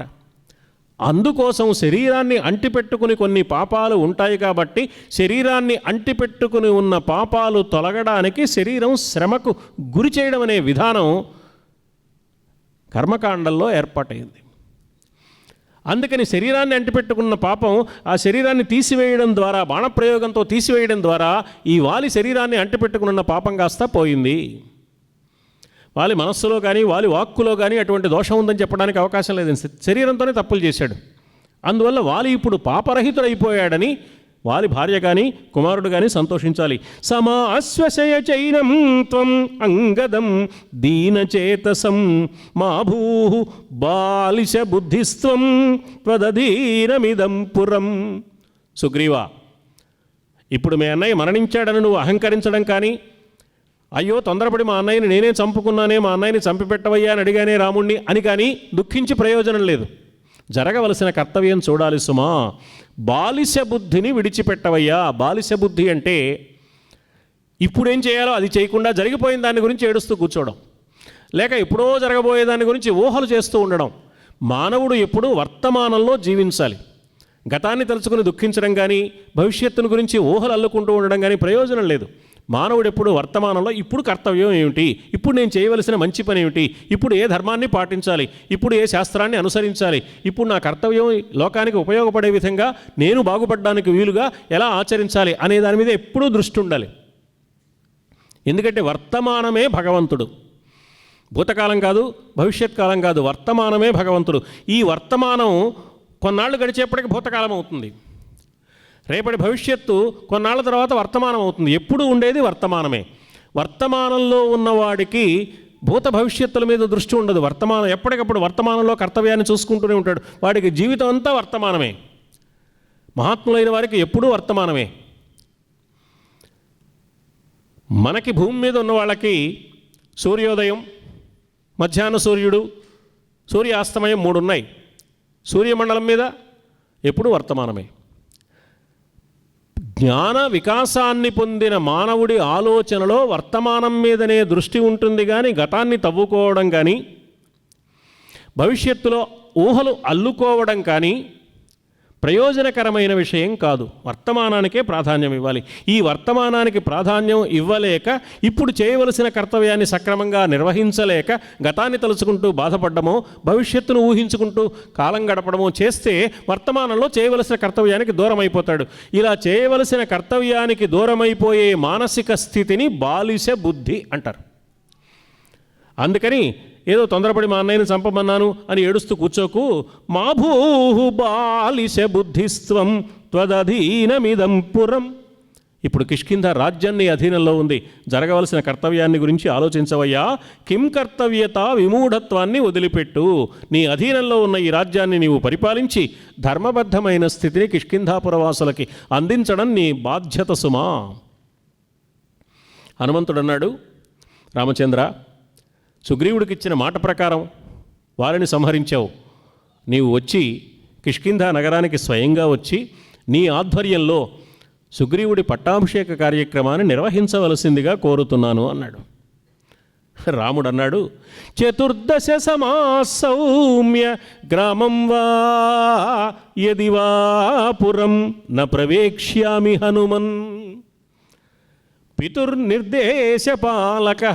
మా నాన్నగారికి ఏమని మాట ఇచ్చాను నేను? 14 సంవత్సరాలు అరణ్యవాసం చేస్తాను అన్నాను.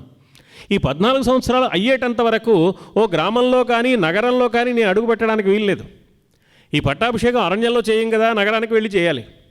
అందుకని ఈ పట్టాభిషేకం చేయడం నాకు ఎంత ఇష్టమైన విషయం అయినా, సుగ్రీవుడు ఎంత ప్రాణమిత్రుడైనా ఈ పట్టాభిషేకాన్ని స్వయంగా నిర్వహించడానికి నేను నగరంలో అడుగు పెట్టడానికి నా నియమం సమ్మతించదు సుమా. మా తండ్రి గారికి ఇచ్చిన మాట ప్రకారం 14 ఏళ్ళు నేను అరణ్యంలో మాత్రమే ఉండాలి. అందుకని నేను నగరానికి రాలేను సుమా. నాయం ఉద్యోగ సమయ ప్రవిశత్వం పురీం శుభాం అస్మిన్ వత్స్యామ్యహం సౌమ్య పర్వతే సహ లక్ష్మణ. మా లక్ష్మణుడితో కలిసి ఈ కిష్కింధాపురానికి వెలుపల ఉన్న ప్రసరవణగిరి ఆ కొండ మీద నేను ఉంటాను. ఆరుబయట కూర్చునేటప్పుడు కొండ మీద కూర్చుంటాను. వర్షమో చలిగాలో వస్తే గుహలో ఉంటాను.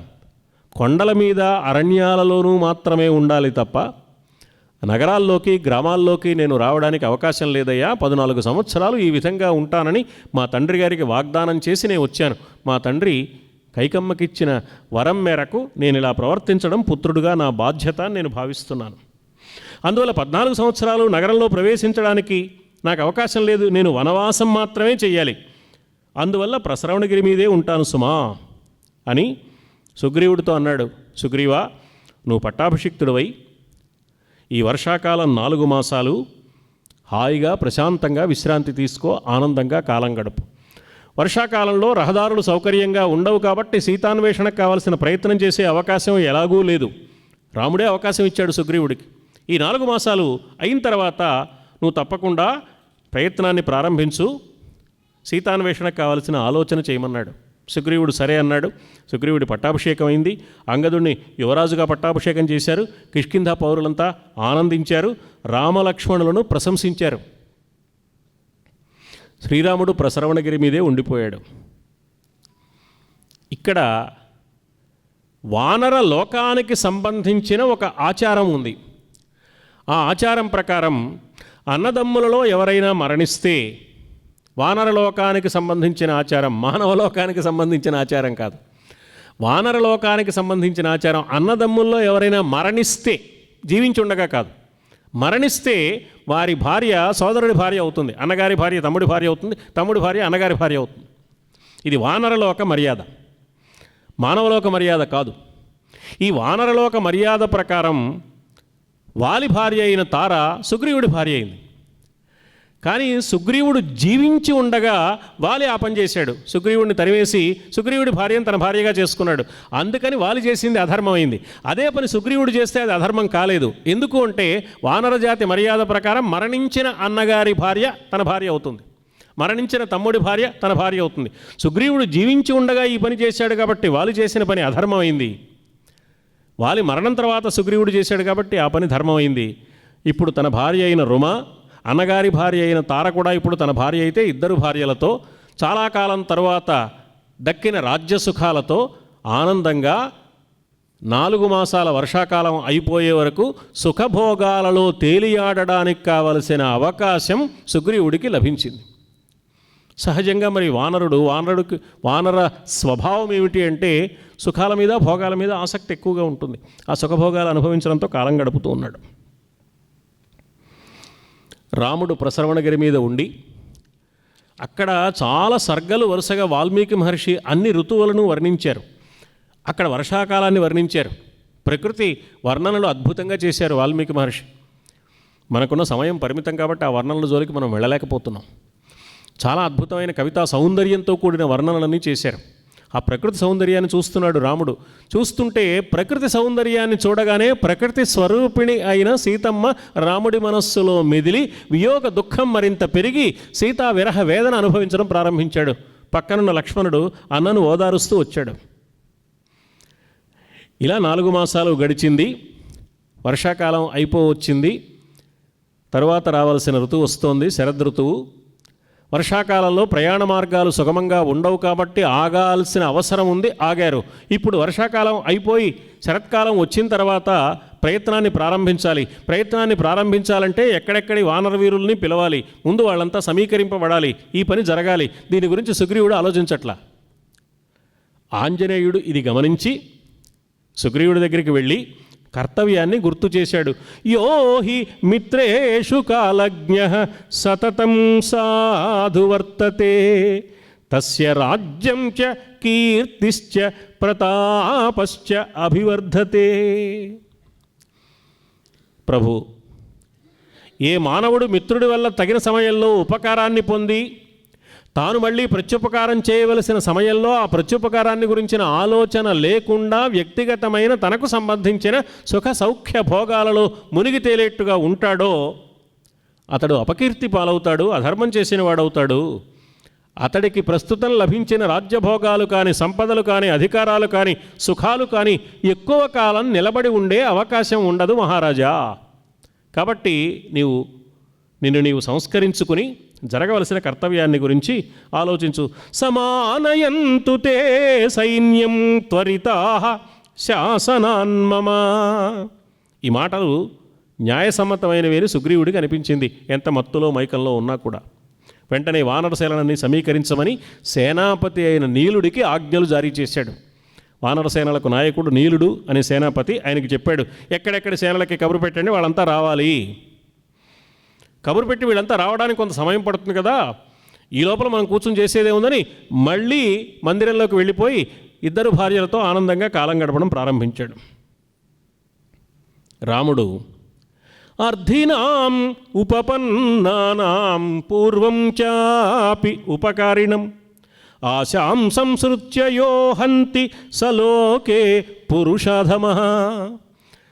తమ్ముడు, వర్షాకాలం అయిపోయి శరత్కాలం వస్తున్నా కూడా ఈ సుగ్రీవుడు కర్తవ్యంలోకి మేలుకొనడానికి సిద్ధంగా లేడు సుమా. అంది వచ్చిన సుఖభోగాలలో పారవస్యాన్ని అనుభవిస్తున్నాడు, కర్తవ్యాన్ని మరచిపోతున్నాడు. ఉపకారం పొంది ప్రత్యుపకారం చేస్తానని ఇచ్చిన మాట మరచిపోయి అధముడై ప్రవర్తిస్తున్నాడు, చూసావా అన్నాడు. లక్ష్మణుడు చాలా ఆవేశపడి, అవునన్నయ్య, ఇక్కడ నీవు సీతావియోగ దుఃఖంతో ఇంత బాధ అనుభవిస్తుంటే ఆయన భార్యా సౌఖ్యాన్ని ఎలా అనుభవించగలుగుతాడు? మిత్రధర్మమేనా ఇది? తన మిత్రుడు ఇంత బాధపడుతుంటే తాను సుఖభోగాల్లో మునిగి తేలిపోవడం అనేది మిత్రుడి యొక్క ధర్మం కాదే. పైగా నీవే గడువు ఇచ్చావు, 4 మాసాల గడువు. ఆ గడువు దాటిపోతోందని గమనించుకోవాలి కదా. శరత్కాలం రాగానే కర్తవ్యంలోకి మేల్కొనాలి కదా. ఈ పని చేయడం లేదే సుగ్రీవుడు. కాబట్టి నేను సుగ్రీవుడికి బుద్ధి చెప్పొస్తానని బయలుదేరాడు ఆవేశంగా. లక్ష్మణుడు కొంచెం ఆవేశపరుడు. రాముడు అన్నాడు, తప్పకుండా వెళ్ళు తమ్ముడు, అయితే ఆవేశపడవలసిన అవసరం లేదు. ఒకే ఒక్క మాట చెప్పు ఆ సుగ్రీవుడికి. అదేమిటో తెలుసా? నచ సంకుచిత పంథా ఏన వాలీహతో గతః సమయే తిష్ఠ సుగ్రీవ మా వాలిపదమన్వగః. నచ సంకుచిత పంథా ఏన వాలీహతో గతః. వాలి వెళ్ళిన దారి ఇంకా మూసుకుపోలేదని చెప్పు సుగ్రీవుడికి. ఆ దారిలో ఇంకెవరైనా కూడా ప్రయాణం చేయొచ్చు. ఆ దారి ఏమిటి? అధర్మం, కర్తవ్యాన్ని మర్చిపోవడం, ధర్మానికి విరుద్ధంగా ప్రవర్తించడం. ధర్మానికి విరుద్ధంగా ప్రవర్తిస్తే ఆ వ్యక్తి వాలైనా ఒకటే, సుగ్రీవుడైనా ఒకటే, ఎవరైనా ఒకటే. కాబట్టి వాలి వెళ్ళిన దారి ఇంకా మూసుకుపోలేదు సుగ్రీవా అని సుగ్రీవుడికి మా అన్నయ్య చెప్పమన్నాడని చెప్పబోయా చాలు. సమయే తిష్ఠ సుగ్రీవా, కర్తవ్యానికి కట్టుబడి ఉండవయ్యా, అనుకున్న నియమం ప్రకారం ప్రవర్తించు. మా వాలి పదమన్వగా, వాలి వెళ్ళిన మార్గంలో వెళ్ళకు, మా అన్నయ్య ఈ మాట చెప్పమన్నాడని చెప్పు. ఏకయేవరణే వాలి శరేణ నిహతోమయా, ఒకే ఒక్క బాణంతో ఒక్క వాలిని నేల కూల్చాను నేను. సుగ్రీవా, నీవు గనక తప్పు చేస్తే త్వాం తు సత్యాదతిక్రాంతం, ఆడిన మాటకు విలువ ఇవ్వక ఉపకారాన్ని మరచిపోయి ప్రవర్తిస్తే హనిష్యామి సబాంధవం, నిన్ను పరివారంతో సహా సర్వనాశనం చేయవలసి వస్తుంది సుమా.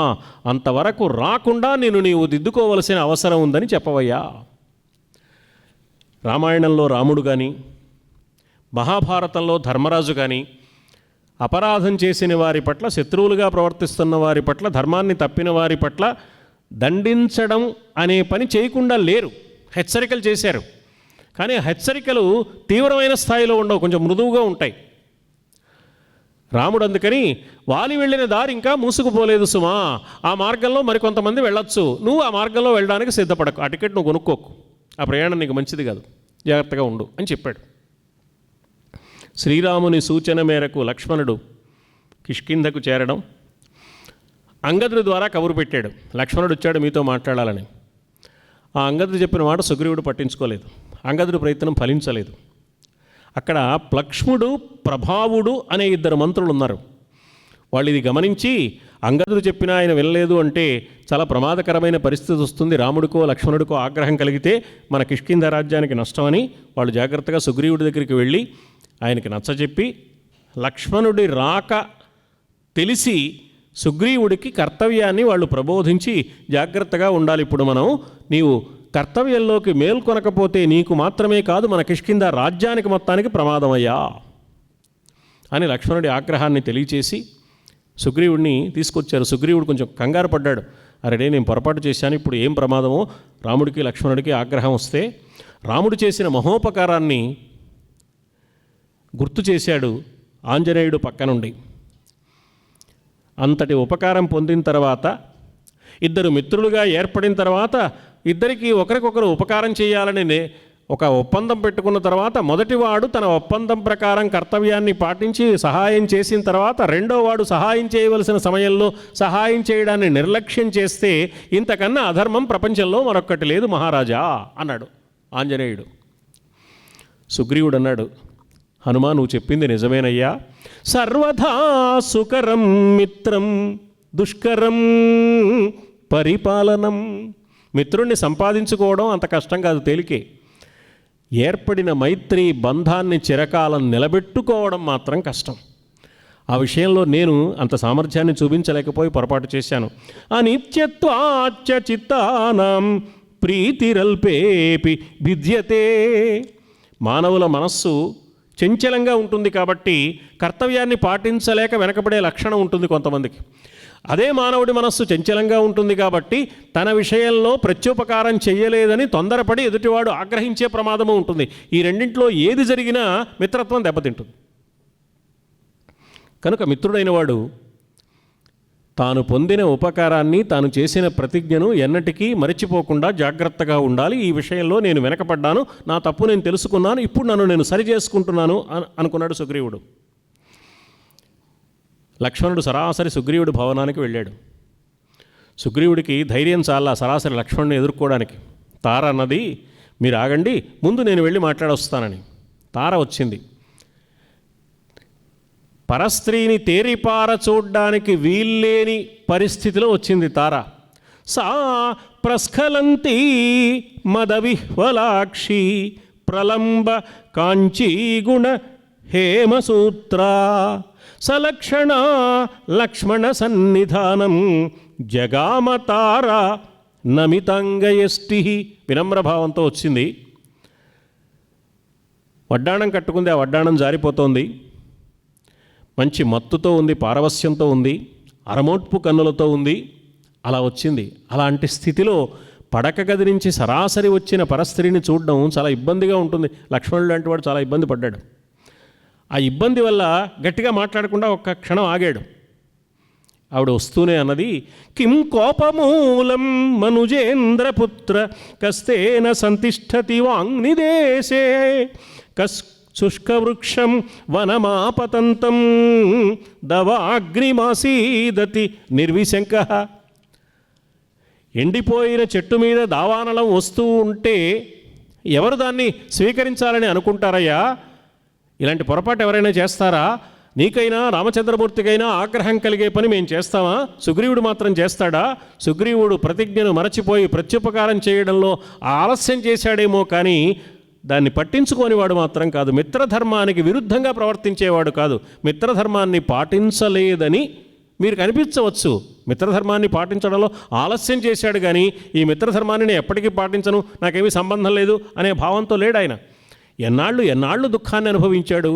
మరి సహజంగా వానరుడు కదా, ఇన్నాళ్ళు దుఃఖాన్ని అనుభవించిన తర్వాత ఒక్కసారిగా లభించిన రాజ్య సంపదలు, ఒక్కసారిగా లభించిన భార్యాభోగము అతన్ని కొంచెం కర్తవ్యం నుంచి దూరం చేస్తే చేసి ఉండవచ్చు.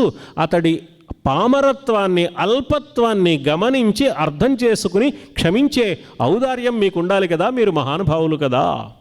అప్పుడు సుగ్రీవుడికి మీకు తేడా ఉంది. అలా లేకపోతే ఆత్మీయుల విషయంలో కోపం పనికిరాదు. ఎదుటివారి బలహీనతలను, లోపాలను అర్థం చేసుకునే ప్రయత్నం చేయాలి. తప్పే చేశాడు సుగ్రీవుడు, అయినా క్షమించమని సుగ్రీవుడు తరఫున అనునయపూర్వకంగా నేను ప్రాధేయపడుతున్నాను, నేను ప్రార్థిస్తున్నాను మిమ్మల్ని. సుగ్రీవుడు సుఖభోగాల పారవస్యంలో మునిగిపోయిన మాట యథార్థమే, కాదనటం లేదు. కానీ ఒక్క విషయం మీరు గమనించాలి, కర్తవ్యం విషయంలో అతడు ఏమరుపాటు చెందలేదయ్యా. నలుదిక్కులా ఉన్న వానరులను, భల్లూకాలను, ఆ వీరులందరినీ రమ్మని ఇప్పటికే కబురు పెట్టాడు. వాళ్ళంతా వస్తూ ఉంటారు, దారిలో ఉన్నారు. ఆ పని మర్చిపోలేదు. ఆంజనేయుడు గుర్తు చేస్తే సుగ్రీవుడు మనకెందుకులే అనుకోలేదు. ఆజ్ఞలు జారీ చేశాడు, ఆ ఆజ్ఞలు వెళ్ళిపోయాయి. వాళ్ళంతా వస్తున్నారు ఎక్కడెక్కడి వాళ్ళు. కాబట్టి సుగ్రీవుడు పూర్తిగా తప్పు చేశాడని మీరు అనుకోవద్దు. కొంచెం అలక్ష్యం చేసిన మాట నిజమే, మీరు మన్నించవలసింది అని తార చెప్తే తార మాటలకు లక్ష్మణుడు కొంత శాంతించాడు. తన ఆదేశం మేరకు కిష్కింధ చేరిన వానర వీరులతో సమావేశాన్ని ఏర్పాటు చేసి అందుకు కావలసిన ప్రయత్నాలు చేయడానికి కావలసిన సన్నద్ధతతో కూడిన మనస్సుతో ఉన్నాడు సుగ్రీవుడు అని చెప్పింది. అప్పుడు లక్ష్మణుడు కొంత శాంతించాడు. సుగ్రీవుడు వచ్చాడు. వచ్చి 10,000 కోట్ల మంది, సంస్కృత భాషలో ఈ పేర్లు తమాషాగా ఉంటాయి, అయుతం, అర్బుదం ఇలా ఉంటాయన్నమాట. శంఖం అంటే దాదాపుగా 10,000 కోట్లు. 10,000 కోట్ల మంది వానరులు, భల్లూక వీరులు సుగ్రీవుడు అధీనంలో ఉన్నారు. వాళ్ళంతా వస్తున్నారు ఎక్కడెక్కడ వాళ్ళు. వాళ్ళందరూ సీతాన్వేషణ తప్పకుండా చేస్తారు. ఈ ప్రపంచంలో ఏ మూల సీతను దాచినా తప్పకుండా వాళ్ళు కనిపెట్టగలరు అని సుగ్రీవుడు హామీ ఇచ్చాడు. రాముడి దగ్గరికి వెళ్ళాడు. రాముడు ఒక మాట అన్నాడు, సుగ్రీవా, నీవు కర్తవ్యంలోకి మేలుకొన్నందుకు నాకు సంతోషంగా ఉంది. ఎందుకు నువ్వు కర్తవ్యంలో మేలుకొనాలని కోరానంటే నాకు కలిగే ప్రయోజనం కోసం మాత్రమే కాదు, నీవు పతనం కాకూడదు అనే అభిప్రాయంతో కోరాను నేను. చిటారు కొమ్మన చెట్టు మీద బాగా గాలి వేస్తుంది, హాయిగా సుఖంగా ఉంటుంది. చాలా బాగుంది కదా అని ఎవరు చెట్టు కొమ్మ, చిటారు కొమ్మ మీద నిద్రపోకూడదు. అక్కడి నుంచి కింద పడితే నడుము విరిగిపోతుంది, శాల్తీయ గల్లంత అయిపోతుంది. స వృక్షాగ్రే సుఖసుప్త పతిత ప్రతిబుధ్యతే. కింద పడ్డాక మెలకు వస్తుంది, కానీ మెలకు వచ్చాక వాడు మిగులుతాడో లేదో తెలియదు. మిగిలిన నడుము కాళ్ళు విరిగిపోవచ్చు. కాబట్టి సుఖభోగాలను ఎంత మేరకు అనుభవించాలో అంత మేరకే అనుభవించాలి, కానీ సుఖభోగాల పారవస్యంలో మునిగిపోయే దుస్థితికి ఎవరు లోను కాకూడదయ్యా. నా మిత్రుడైన నీకు ఈ దుస్థితి రాకూడదన్న అభిప్రాయంతో తప్ప నీ మీద ప్రత్యేకమైన ఆగ్రహం లేదు నాయన అన్నాడు. వెంటనే సుగ్రీవుడు ఈ లోపల వానర వీరులందరూ వచ్చారు. వాళ్ళందరినీ సమావేశపరిచాడు. వినతుడు అనే అతన్ని పిలిచి అతడికి కొంతమంది అనుచర వానర వీరులను ఏర్పాటు చేసి, ఓ వినతుడా, తూర్పు దిక్కున నీవు ప్రయాణం చేయి. తూర్పు దిక్కు చివరి దాకా ప్రయాణం చేసి సీతాన్వేషణ మీ బృందం వారంతా కలిసి సాగించాలి. ఈ తూర్పు దిక్కున ప్రయాణం చేసేటప్పుడు వరుసగా ఇక్కడి నుంచి బయలుదేరి ఏ ప్రదేశాలు వస్తాయో, ఏ నదులు వస్తాయో, ఏ కొండలు వస్తాయో, ఏ నగరాలు వస్తాయో ఆ విశేషాలన్నీ చెప్పాడు. భౌగోళిక పరిజ్ఞానం అంతా కనపడుతుంది అక్కడ మనకు. తర్వాత పడమటి దిక్కున తన మామగారు అంటే తారకు తండ్రి అయిన సుషేణుణ్ణి నాయకుడిని చేశాడు. ఈ వానర వీరుల్లో సుషేణుడు అనే పేరు కలిగిన వాళ్ళు ఇద్దరున్నారు. ఈ రాక్షసులకి వానరులకి కొన్ని పేర్లు రిపీట్ అవుతూ ఉంటాయి. ఒకే పేరు మళ్ళీ పునరుక్తం అవుతూ ఉంటుంది. మనలో కూడా ఒకే పేరు ఇద్దరు ముగ్గురికి ఉండొచ్చు కదా. సుషేణుడు అనేవాళ్ళు ఇద్దరున్నారు వానరుల్లో. ఒక సుషేణుడు తారకు తండ్రి అంటే సుగ్రీవుడికి ఇప్పుడు మామగారు. ఆ మామగారి నాయకత్వంలో పడమటి దిక్కున కొంతమంది వానర వీరులను పంపించాడు. ఉత్తరం వైపున శతవలి అనే వీరుణ్ణి నాయకుడిగా చేసి ఉత్తర దిక్కున మీరు అన్వేషించండి అన్నాడు. అందరికీ కూడా ఒకే మాట చెప్పాడు. ఆ దారి వెంట వెళ్ళే మార్గంలో కనిపించే అన్ని భౌగోళికమైన పరిస్థితులు వివరించి మీరు ఏ అంగుళాన్ని వదిలిపెట్టకుండా శ్రద్ధగా అన్వేషించండి. అయితే ఎప్పుడు పడితే అప్పుడు వస్తామంటే కుదరదు. 1 మాసంలోగా మీరు తిరిగి రావాలి. 4 రోజులే గడువు. 4 రోజుల గడువు దాటిన తర్వాత తిరిగి వచ్చిన వారి మెడల మీద తలలు మిగలవు. ఇది సుగ్రీవ ఆజ్ఞ. సుగ్రీవుడు మంచి ఎగ్జిక్యూటివ్. కర్తవ్యంలోకి రావడంలో అశ్రద్ధ, కానీ కర్తవ్యంలోకి వచ్చాక దాన్ని చాలా పద్ధతిగా, వేగంగా, ప్రయోజనకరంగా నిర్వహించగలిగిన సామర్థ్యం కలిగినవాడు. అందుకని ఈ మాట చెప్పాడు. దక్షిణ దిక్కున అంగదుణ్ణి నాయకుణ్ణి చేశాడు. అంగద ప్రముఖాన్ వీరాన్. అంగదుడు నాయకుడుగా నీలుడు, జాంబవంతుడు, సుహోత్రుడు, గజుడు, గవాక్షుడు, గవయుడు, గంధమాదనుడు, శరభుడు, వృషభుడు, మైందుడు, ద్వివిధుడు, ఇందాక చెప్పుకున్న ఇంకో సుషేణుడు, మామగారు కాని మరొక సుషేణుడు, వీళ్ళంతా దక్షిణ దిక్కున సీతాన్వేషణ చేసే వానర సేనా సమూహంలో ఉన్నవాళ్ళు, ఆ బృందంలో ఉన్నవాళ్ళు. ఆ బృందంలో హనుమ కూడా అందరితో పాటు ఒక సభ్యుడు, నాయకుడు కాదు. అంగదుడు నాయకుడు. వీళ్ళకు కూడా 1 మాసం రోజులు గడువే. సుగ్రీవుడు 4 దిక్కులకి 4 వీరులను ఏర్పాటు చేసి నాయకులుగా, వారి వెంట కొంతమంది అనుచరులను ఏర్పాటు చేసి అందరినీ అన్ని దిక్కులకు పంపిస్తూ, దక్షిణ దిక్కుకు వెళ్ళే వారిలో నాయకుడు కూడా కాని హనుమంతుడిని మాత్రం ప్రత్యేకించి మళ్ళీ పిలిచి, త్వయ్యేవ హనుమన్ అస్తి బలం బుద్ధి పరాక్రమః దేశకాలానువృత్తిశ్చ నయశ్చ నయ పండిత. హనుమా, త్వయ్యేవ హనుమన్ అస్తి, నీ యందు మాత్రమే ఉన్నదయ్యా. ఏమిటి అంటే బలం. ఇప్పుడు సీతాన్వేషణ చెయ్యాలి అంటే చాలా దూరం ప్రయాణం చేయాలి. ముఖ్యంగా దక్షిణ దిక్కున ప్రయాణం చేసేవారు అవసరమైతే దక్షిణ సముద్రాన్ని దాటి అవతలకి వెళ్ళాలి. అందుకు బలం కావాలి.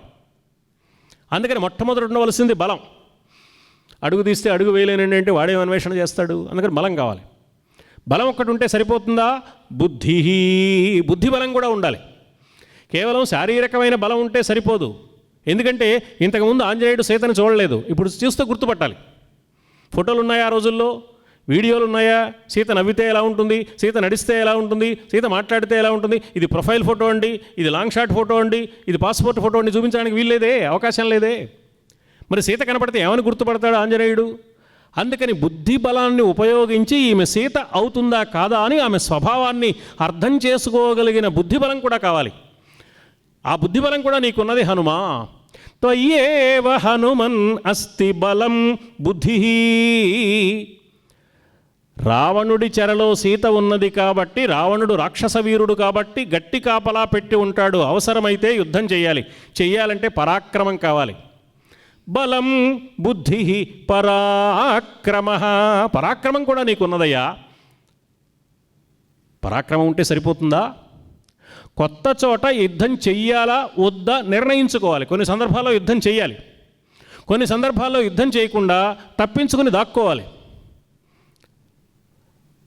ఊరికే సాహసానికి పోకూడదు. అనుకూలమైన పరిస్థితులు కానప్పుడు సాహసించకూడదు. అనువు కాని చోట అధికులమనరాదు, కొంచెం ఉండుటెల్ల కొదువ కాదు. అది తెలియాలి. ఎప్పుడు యుద్ధం చేయాలి, ఎప్పుడు తప్పించుకోవాలి. తప్పించుకుని పారిపోతే దాక్కోవాలి. దాక్కోవాలంటే అది కొత్త ప్రదేశం. దాక్కోవడానికి వీలైన చోట ఎక్కడుందో అక్కడి వాళ్ళకి తెలుస్తుంది, కానీ కొత్తవాడికి తెలియదు. కాబట్టి యుద్ధంలోకి దిగటం కంటే ముందే అవసరమైతే దాక్కోవడానికి కావలసిన ప్రదేశాలేవో వెతికి పెట్టుకోవాలి. ఇవన్నీ చేయాలి అంటే దేశకాలాలను అర్థం చేసుకుని దేశకాలాలకు తగిన విధంగా ఎప్పుడు ఏ విధంగా ప్రవర్తించాలో ఆ పరిజ్ఞానం కలిగి ఉండాలి సుమా. ఇవన్నీ నీలో ఉన్నాయి సుమా.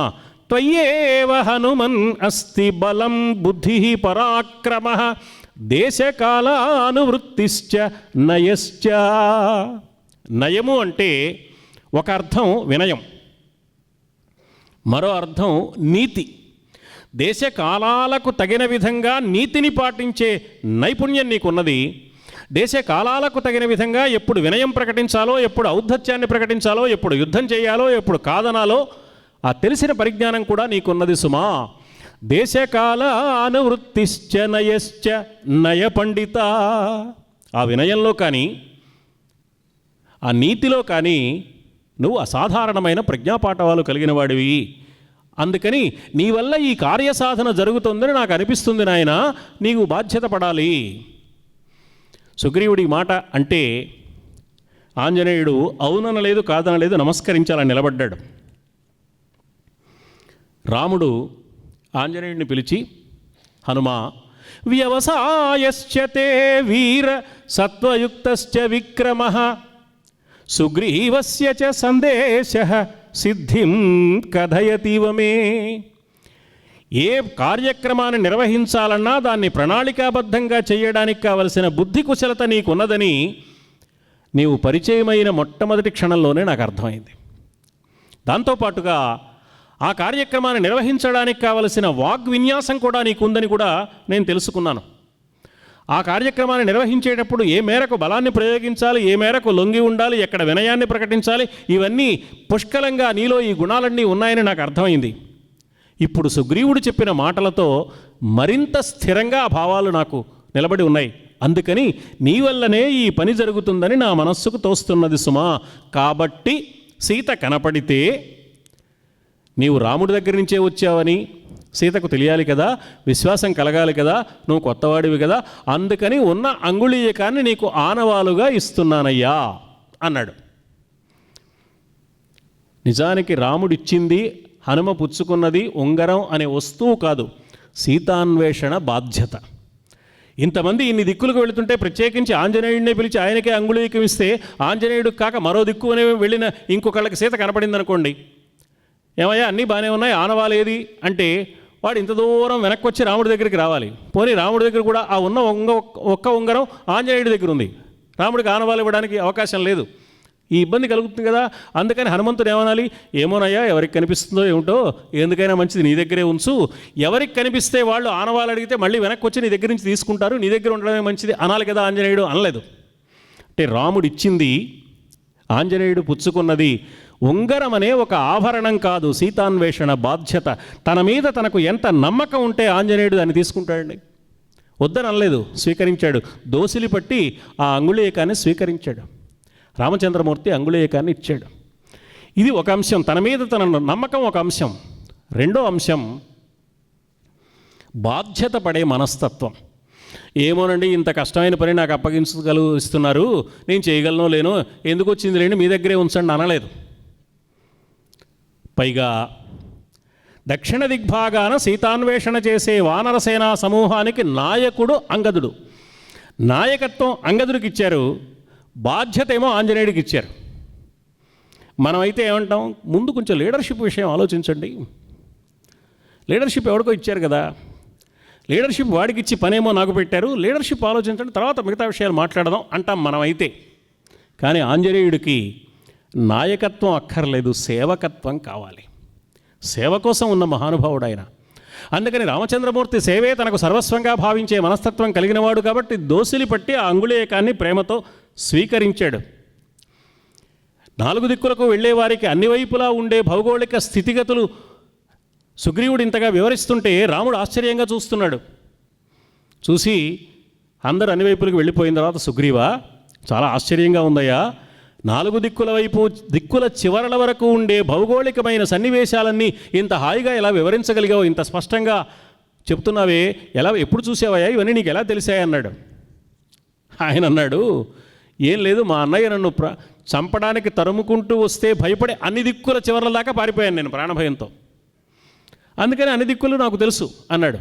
నిజంగా ఆశ్చర్యం అనిపిస్తుంది. ఒకవేళ ప్రాణభయంతో పారిపోయినా అప్పుడు ప్రాణాలు కాపాడుకోవడం మీద దృష్టి ఉంటుంది, కానీ ఆ వైపు ఏ ప్రదేశాలు ఉన్నాయి, ఏ కొండలు ఉన్నాయి, ఏ నదులు ఉన్నాయి, అవి ఏ వరుసలో ఉన్నాయి, ఏ గ్రామాలు ఉన్నాయి, ఏ నగరాలు ఉన్నాయి, ఇవన్నీ తెలుస్తాయా?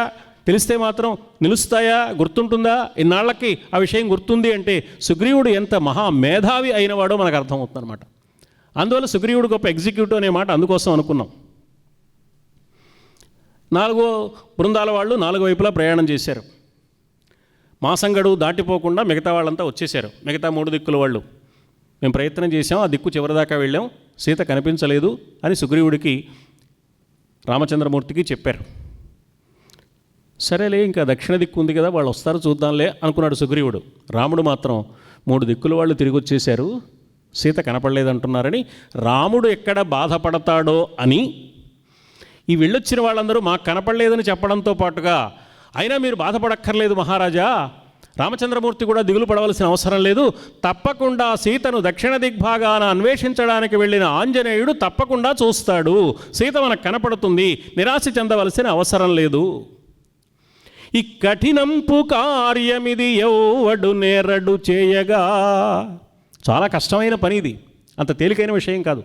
ఈ కఠినంపు కార్యమిది ఎవ్వడు నేరడు చేయగా అతండొక్కడు దక్క. ఎలాంటివాడు ఆయన?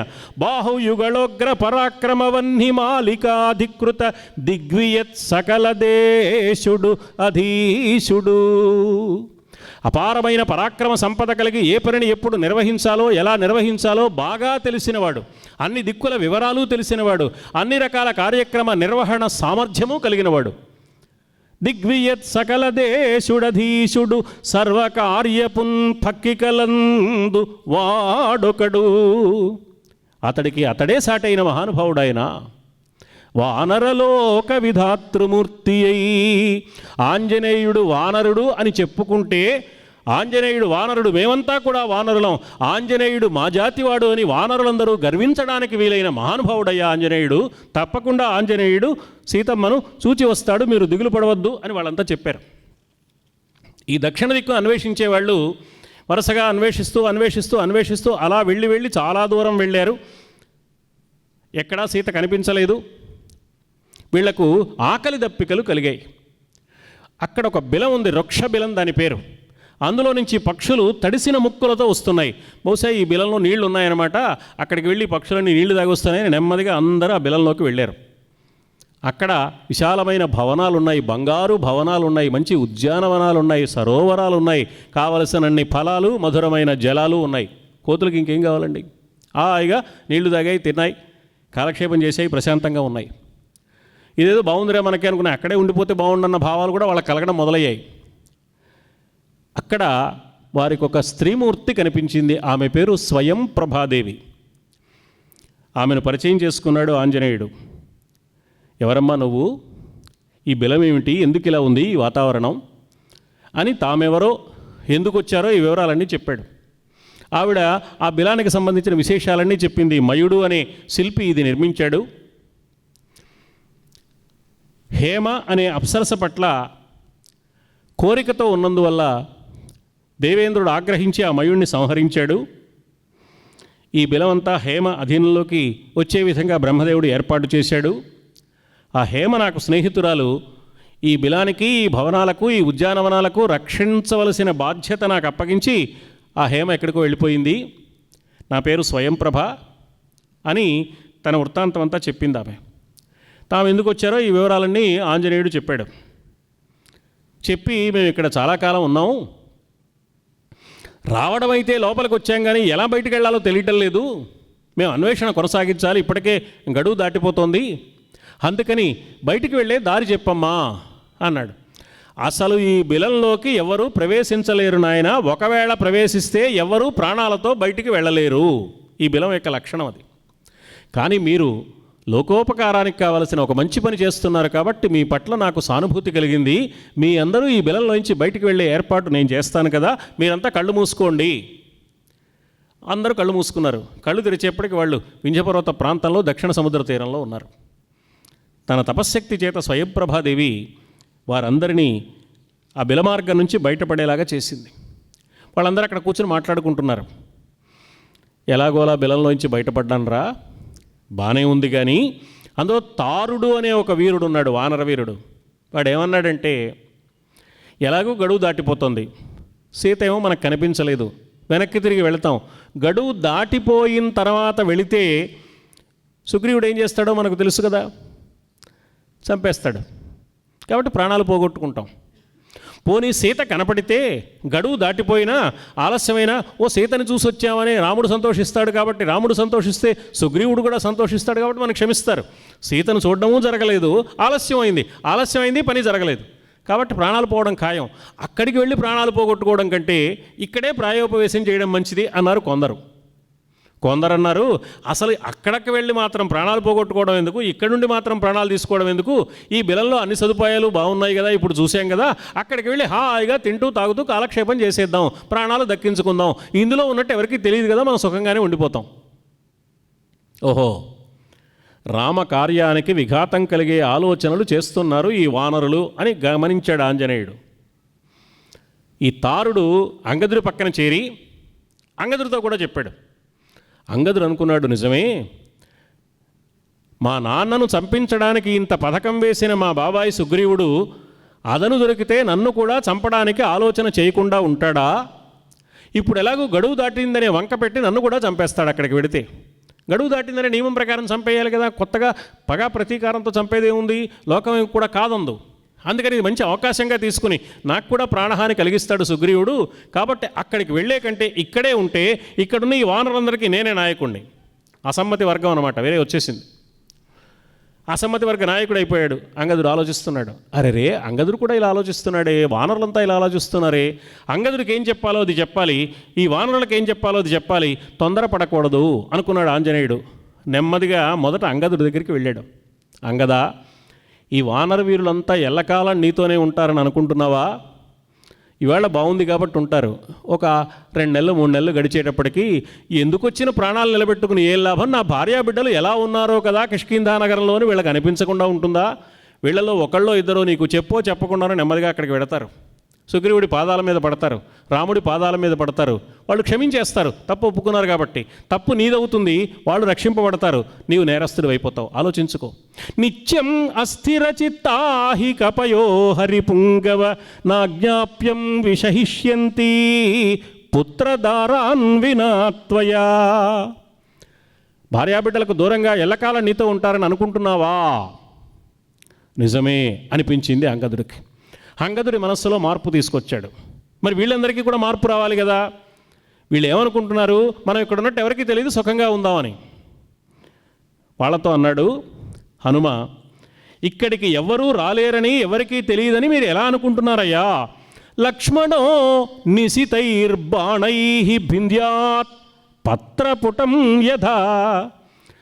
కాగితంతో కట్టిన పొట్లాన్ని చింపినంత తేలికగా తన బాణం విసిరి ఈ బిలద్వారాన్ని తెరవగలడు లక్ష్మణుడు సుమా. రాముడికి కలిగిన కష్టాన్ని చూస్తూ ఊరుకోడు లక్ష్మణుడు.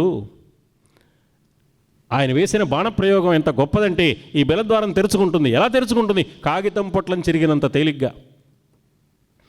ఇది అగమ్యమంచు మరి ఎవరు చెప్పిరి మీకు? ఇక్కడికి ఎవరు రాలేరని ఎవరు చెప్పారు మీకు? లక్ష్మణోద్యదళన శరాళికి అగమ్యమటన్న నేల లేదు. లక్ష్మణుడు బాణం విసిరితే అది వెళ్ళలేని చోటు లేదయ్యా ఈ ప్రపంచంలో, ఎక్కడికైనా వెళుతుంది. అందువల్ల మనకు ప్రాణాపాయం తప్పదు. అందువల్ల మీరందరూ ఈ ఆలోచన విరమించుకోవడం మంచిదని వాళ్ళకి చెప్పాడు. సరే, అంగదుడు వానరులు కూడా తమ తప్పు తాము దిద్దుకుని అన్వేషణ కొనసాగించాలనే ఆలోచనతోనే ఉన్నారు.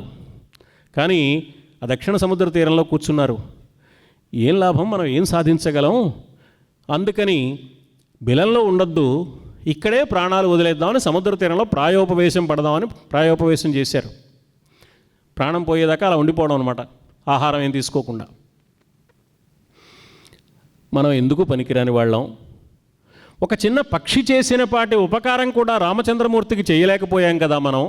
ఆ జటాయువు ధన్యుడు ఎంత గొప్పవాడు, ప్రాణాలొడ్డి పోరాడాడు. ప్రాణాలు వదిలిపెట్టాడు సీతమ్మ రక్షణ ప్రయత్నంలో భాగంగా. రామచంద్రమూర్తికి జటాయు అనే పక్షి చేసిన పాటి మనం చేయలేకపోయాం కదా అని వాళ్ళు మాట్లాడుకుంటున్నారు, ప్రాణాలు పోగొట్టుకోవడానికి ప్రాయోపవేశం చేస్తూ. అదే ప్రాంతంలో, వింధ్యపర్వత ప్రాంతంలో జటాయువు అన్న అయిన సంపాతి అనే పక్షి అక్కడ ఉంది. రెక్కలు లేవు, రెక్కలు మాడిపోయిన స్థితిలో ఉంది. అందుకని ఆహారం కోసం నెమ్మదిగా ఒక్కొక్క అడుగు వేసుకుంటూ ఆహారం దొరికితే తినాలి. ఓహో, చాలామంది వానర వీరులు వచ్చారే, వీళ్ళందరినీ తినేయచ్చు అని నెమ్మదిగా వస్తుందన్నమాట వీళ్ళ దగ్గరికి. ఈ లోపల వీళ్ళు జటాయువు ప్రస్తావన చేశారు. మా తమ్ముడు జటాయువుని గురించి వీళ్ళు మాట్లాడుతున్నారే, వీళ్ళు మనకు శత్రువులు కాదు, వీళ్ళని ఆహారంగా స్వీకరించకూడదు, వీళ్ళెవరో ఆత్మీయులు అనుకున్న దగ్గరకు వచ్చి విషయం అంతా అడిగింది. కోయం గిరా ఘోషయంతి ప్రాణై ప్రియతమస్య మే జటాయుషో. మా తమ్ముడు జటాయువుని గురించి మాట్లాడుతున్నారే, ఎవరు మీరు అని అడిగింది సంపాతి. వాళ్ళు వివరాలన్నీ చెప్పారు. సంపాతి తన కథంతా చెప్పింది. నేను చూశాను, ఈ వింధ్యపర్వత ప్రాంతం మీద రెక్కలు తెగిపోయి పడి ఉన్న నాకు పైన ఆకాశ మార్గంలో సీతమ్మను అపహరించి రావణుడు తీసుకువెళ్లే సన్నివేశం చూశాను. ఆమె రామ లక్ష్మణ అని ఆర్తనాదం చేస్తోంది. క్రోశంతి రామ రామేతి లక్ష్మణేతి చ భామిని. అలాంటి సీతమ్మను చూశాను కాబట్టి రావణుడే అపహరించుకుపోయాడు. మీరు తప్పకుండా ఈ సముద్రాన్ని దాటితే లంకా నగరానికి చేరవచ్చు, సీతమ్మను అన్వేషించవచ్చు. ఒకప్పుడు మా తమ్ముడు జటాయువు నేను సరదాగా ఆకాశ మార్గంలో పైకి ఎగరడం అనే పోటీ పెట్టుకున్నాం. మా తమ్ముడు పైకి ఎగురుతున్నాడు, మా తమ్ముడిని మించి నేను ఎగురుతున్నాను, నన్ను మించి మా తమ్ముడు ఎగురుతున్నాడు. మా తమ్ముడు పై చేయిగా ఉన్నప్పుడు ఆ సూర్యుడికి బాగా దగ్గరైపోయి సూర్యుడి కారణంగా సూర్యరశ్మి యొక్క వేడికి మా తమ్ముడు రెక్కలు కాలిపోయే ప్రమాదం వచ్చి నేను గమనించి తమ్ముడి మీద ప్రేమతో నేను ఆ పైకి వెళ్ళాను. నా రెక్కలు కాలిపోయాయి, మా తమ్ముడు రక్షణ పొందాడు. నేను రెక్కలు కాలిపోయిన స్థితిలో వింధ్యపర్వత ప్రాంతంలో పడి ఉన్నాను. అక్కడికి నిశాకర మహర్షి వచ్చాడు. ఆ మహర్షిని నేను ప్రార్థించాను. ఆయన ఓ మాట చెప్పాడు, నువ్వు ఇక్కడే ఉండు, దొరికిన ఆహారం స్వీకరిస్తూ కాలం గడుపు, నేను నీకు నా తపశ్శక్తి వల్ల రెక్కలొచ్చేట్టు చేయగలను, కానీ నువ్వు ఇక్కడ ఉండడంలో ఒక లోకోపకారకమైన పని జరుగుతుంది. సీతాన్వేషణ చేస్తూ వానరసేన సమూహం ఇక్కడికి వస్తుంది. వాళ్ళకి సీత వృత్తాంతాన్ని చెప్పి నువ్వు రామకార్యానికి సహకరించావా, అప్పుడు నీకు రెక్కలు వస్తాయి. నీకు రెక్కలు వచ్చాయంటే గుర్తు నీకు రెక్కలు రావడం మాత్రమే కాదు, సీతాన్వేషణకు మార్గం సుగమమవుతుందని ఒక సంకేతము సుమా అని చెప్పాడు ఆ మహర్షి అని చెప్పింది సంపాతి. ఇలా చెప్తూ ఉండగానే సంపాతికి రెక్కలు వచ్చాయి. రెక్కలు వచ్చాయి కాబట్టి సీతాన్వేషణకు మార్గం సుగమమయ్యే అవకాశం ఉందని సంపాతి చాలా సంతోషించింది. వీళ్ళందరికీ కూడా ఉత్సాహం కలిగింది. సంపాతి ఈ మాటలు చెప్పి తప్పకుండా అన్వేషించండి, నేను గ్రద్ద చూపుతో చూస్తున్నాను, సీతమ్మ లంకలోనే ఉన్నది, చుట్టూ రాక్షస స్త్రీలు కాపలా కాస్తున్నారు, మీరు వెళ్ళి వెతుక్కుంటే సీతమ్మ కనపడుతుంది అని చెప్పి సంపాతి ఉత్సాహంగా ఎగిరిపోయింది. వెంటనే అంగదుడు నాయకుడు కదా, ఇప్పుడు 100 యోజనాలు విస్తీర్ణం కలిగిన సముద్రాన్ని దాటాలి, ఎవరు దాటుతారు అని అడిగాడు. గజుడున్నాడు, గవయుడున్నాడు, గవాక్షుడున్నాడు, గంధమాదనుడున్నాడు, శరభుడున్నాడు, మైందుడు, ద్వివిధుడు, నీలుడు, వృషభుడు అందరున్నారు.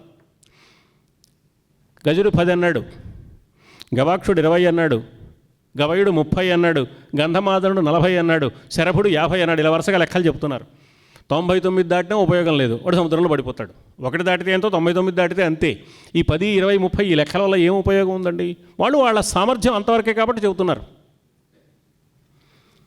జాంబవంతుడు అన్నాడు, ఒకప్పుడు శ్రీ మహావిష్ణువు త్రివిక్రమావతారాన్ని ధరించినప్పుడు క్షణకాలంలో 3 మారు ప్రదక్షిణం చేసి వచ్చాను నేను ఆయనకి, అంతటి సామర్థ్యం ఉండేది నాకు. ఇప్పుడు పెద్దవాడిని అయిపోయాను, అందువల్ల నాకు ఈ సామర్థ్యం ఉందని అనుకోవట్లేదు, అయినా 90 యోజనాల వరకు దాటగలను.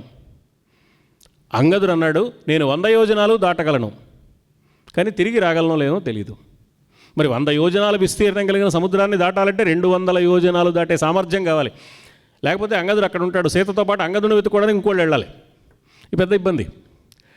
జాంబవంతుడు అన్నాడు, నువ్వు దాటగలిగిన సామర్థ్యం ఉన్నా కూడా నువ్వు నాయకుడివి కాబట్టి వెళ్ళకూడదా, నువ్వు చేయించేవాడిగా ఉండాలి కానీ నువ్వు చేసేవాడివి కాకూడదు, అందుకని వద్దన్నాడు అని జాంబవంతుడు బాగా ఆలోచించి, ఈ దాటే వివరాలు చాలని బలాన్ని గురించి కోతులన్నీ మాట్లాడుతున్నాయి, కానీ అసలు దాటగలిగిన వాడు, దాటవలసినవాడు, అంగుళీకాన్ని పుచ్చుకొని బాధ్యత పడినవాడు అయిన మన హనుమ మౌనంగా ఉన్నాడు, ఎక్కడున్నాడు, ఈ గుప్పులో లేడే అంటే ఆయన చాలా దూరంగా కూర్చుని ఉన్నాడు.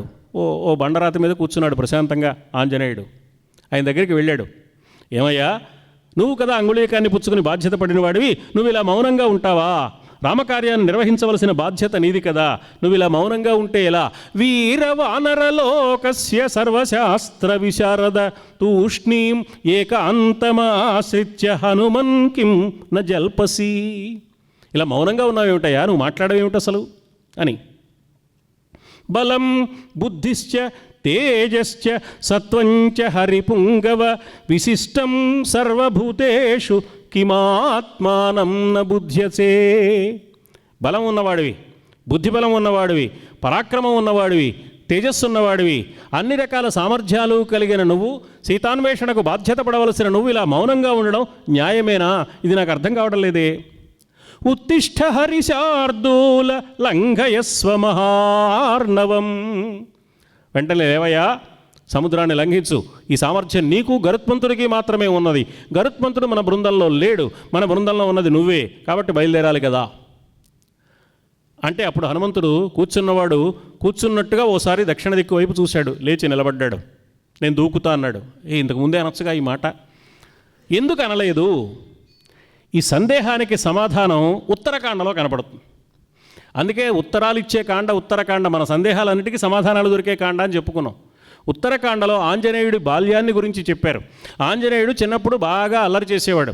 మహర్షులు తపస్సు చేస్తుంటే ఆయన గోచి ఈయన గోచి ముడిపెట్టేవాడు, వాళ్ళ కమండలాలు విరగొట్టేవాడు, ఆ చెట్టు కొమ్మలకి పైన కట్టేవాడు, వాళ్ళకి అందకుండా వాళ్ళ దండాలన్నీ విరగొట్టేవాడు. ఇలా అల్లరి చేస్తుంటే ఆంజనేయుడు బాధ పడలేక వాళ్ళు ఇంత బలం ఉందని తెలుసు కాబట్టి అల్లరి చేస్తున్నాడు. తద్దీర్ఘకాలం వేత్తాసినాస్మాకం శాపమోహిత. నీకు శాపం ఇస్తున్నామయ్యా, ఏమిటో తెలుసా?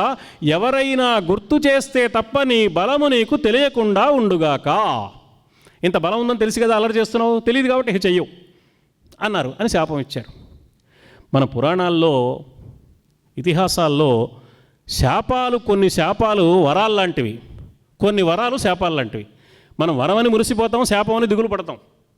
నీ బలం నీకు తెలియకుండా ఉండుగాక అని ఇచ్చిన శాపం గొప్ప వరం. తన బలం తనకు తెలియకపోతే, తన తెలివి తనకు తెలియకపోతే, తన సామర్థ్యం తనకు తెలియకపోతే, తన చాకచక్యం తనకు తెలియకపోతే ఆ వ్యక్తికి ఇక జన్మలో అహంకారం వచ్చే అవకాశం ఉండదు. అహంకారం రాకపోతే వాడు పతనం కాడు. అంటే శాపము రూపంలో ఇచ్చిన వరం అన్నమాట అది మహర్షులు ఆంజనేయుడికి. అందుకని ఆంజనేయుడు నేను దాటగలను అని ఎవరైనా గుర్తు చేస్తే తప్ప తెలియని స్థితిలో ఉన్నాడు ఆ మహర్షుల శాపం కారణంగా. అందుకని ఆంజనేయుడికి ఇచ్చిన శాపం శాపం వలె కనిపించే వరం. హిరణ్యకశిపుడికి వరాలు వచ్చాయి. ఇంట చావకూడదు, బయట చావకూడదు, అస్త్రాల వల్ల చావకూడదు, శస్త్రాల వల్ల చావకూడదు, మానవుల వల్ల చావకూడదు, జంతువుల వల్ల చావకూడదు, ఇలా ఏదో పెద్ద జాబితా.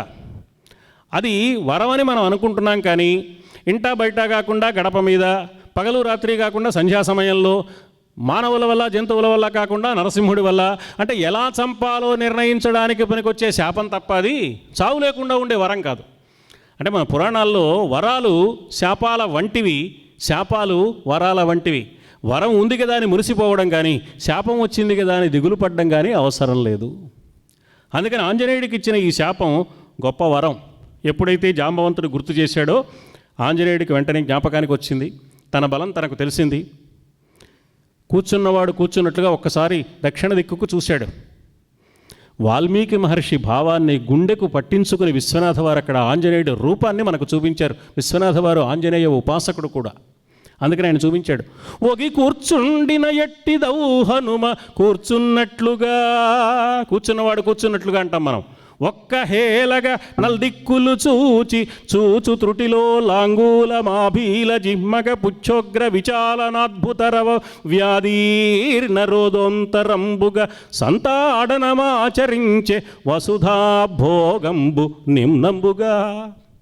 గిరగిర తోక తిప్పాడు, లేచి నిలబడ్డాడు, అన్ని వైపులా చూశాడు, తోక నేలకేసి గట్టిగా కొట్టాడు.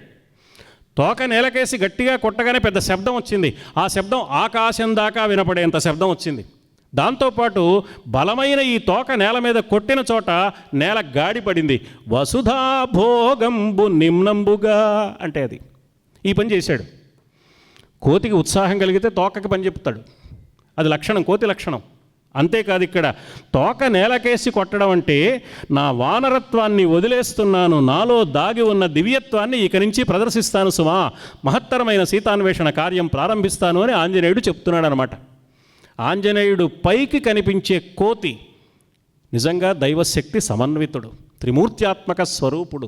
ఆంజనేయం మహావీరం బ్రహ్మ విష్ణు శివాత్మకం అంటాం. ఆ శక్తిని చూపిస్తున్నాడు ఆంజనేయుడు. మనం మానవులుగా కనిపించే కోతులు మనమైతే, కోతిలా కనిపించే దైవస్వరూపుడు ఆంజనేయుడు. పైకి కోతి రూపంలో కనపడతాడు అంతే, అంతవరకే.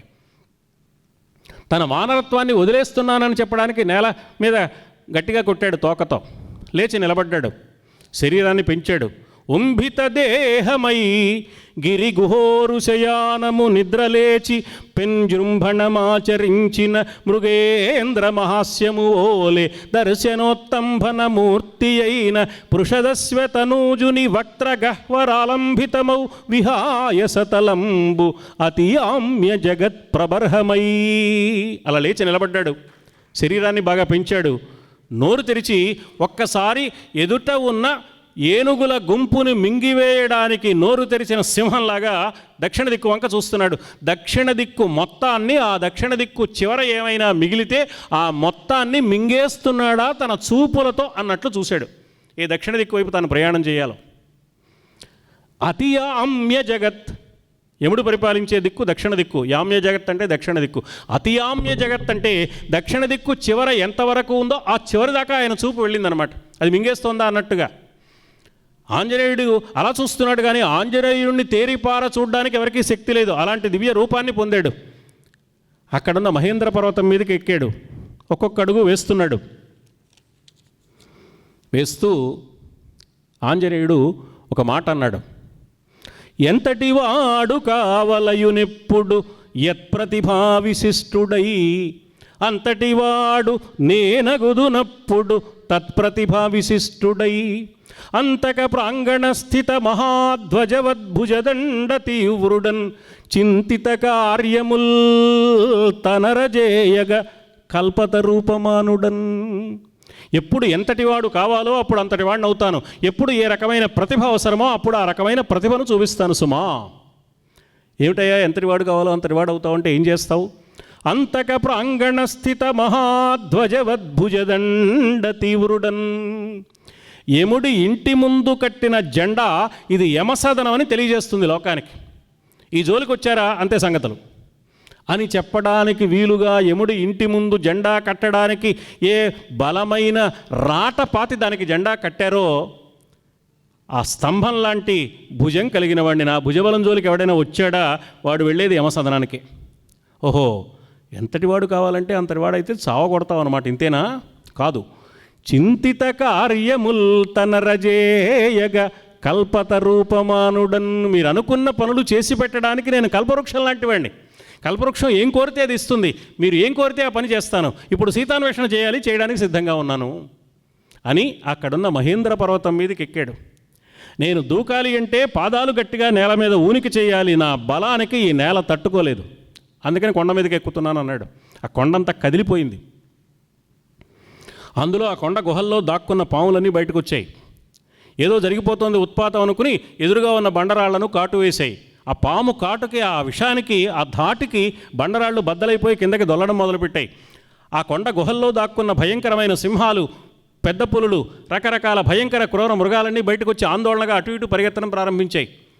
ఆ కొండ మీద సరదాగా యక్షులు, గంధర్వులు మొదలైన వాళ్ళు రకరకాల కార్యక్రమాలు చేసుకుంటారు. కొంతమంది విందు భోజనం చేస్తున్నారట. వాళ్ళు ఏదో ప్రమాదం వచ్చిందిరా ఈ కొండకని ఎంగిలి చేతులతో అలాగే పైకి ఎగిరిపోయారట. ఇక్కడ ఉంటే చాలా ప్రమాదం అని. ఇంకా చేయగడుక్కోవడానికి కూడా సమయం లేదనుకుని నింగికి ఎంగిలి చేతులొప్పగా అన్నారు. ఎంత వాల్మీకి చెప్పిన భావాలే విశ్వనాథ వారు చాలా అందంగా చెప్పారు.